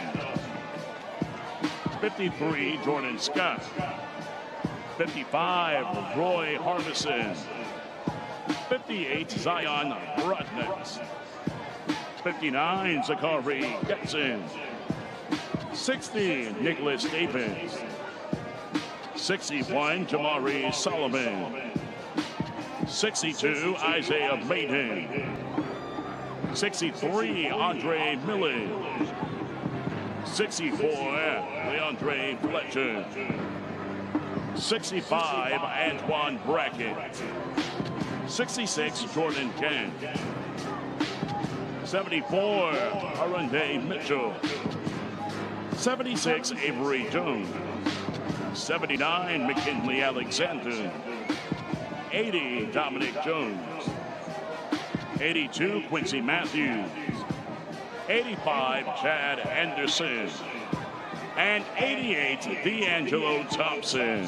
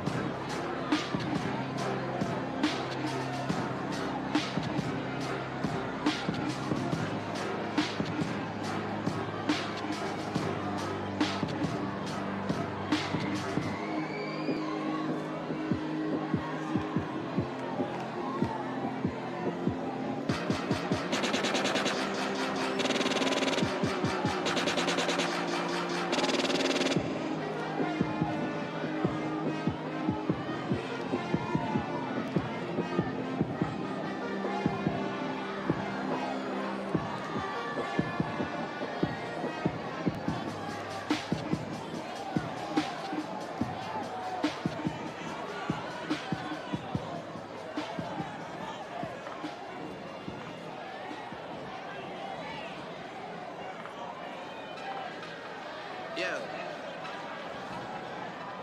I know we just signed a deal, but I need my advance on the next one too. They come in. Yeah. I need it. Cause I got a really big team, and they need some really big rings. They need some really nice things. Better be coming with no strings. Better be coming with no strings. We need some really nice things. We need some really big rings. I got a really big team. I got a really big team.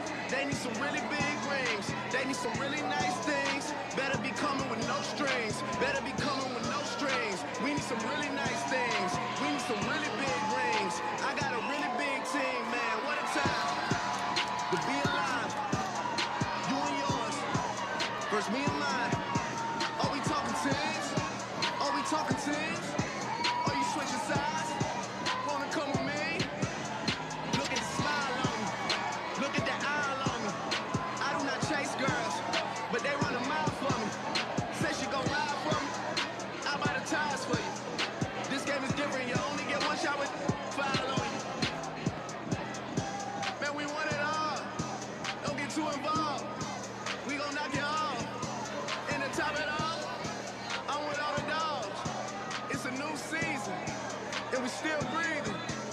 And I got a really big team, and they need some really big rings. They need some really nice things. Better be coming. It's now time to present the Class 3A Football MVP Award, presented by Morgan & Morgan.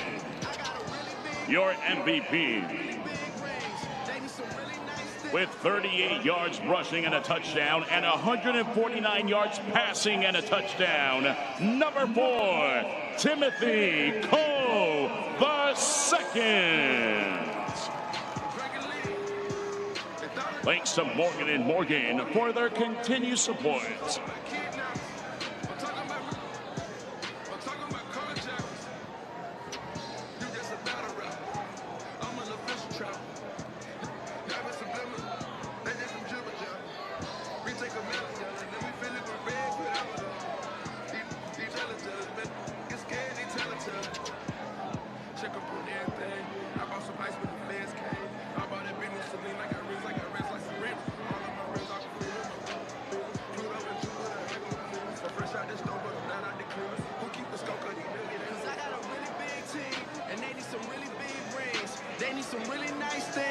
Better be coming with no strings. Better be coming with no strings. We need some really nice things. We need some really big rings. I got a really big team. I got a really big team.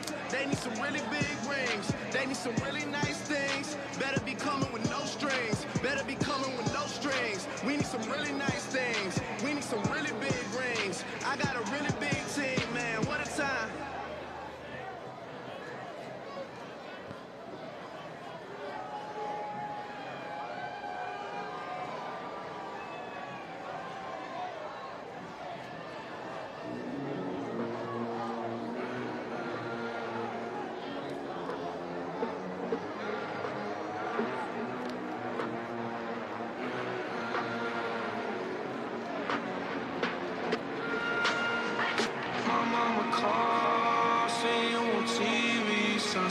Done changed ever since we was on. I dreamed it all. Ever since I was young, they said I won't be nothing. Now they always say congratulations. Work so hard to vacation. They ain't never had the dedication. People hating. And now, let's officially give out the state championship trophy. To receive the hardware head coach Donovan Maslin. Ladies and gentlemen, the Class 3A state champions, the Reigns Vikings.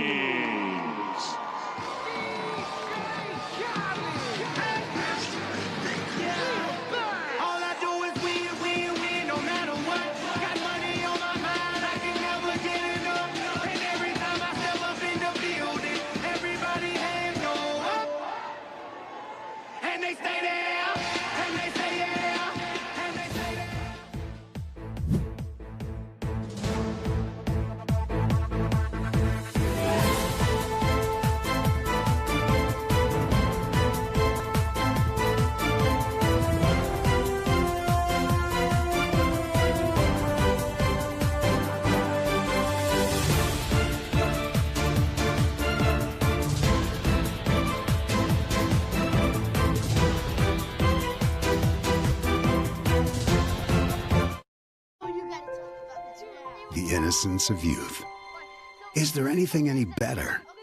But soon they'll be in high school and facing all the same challenges you faced. How to make friends, how to fit in, how to be cool.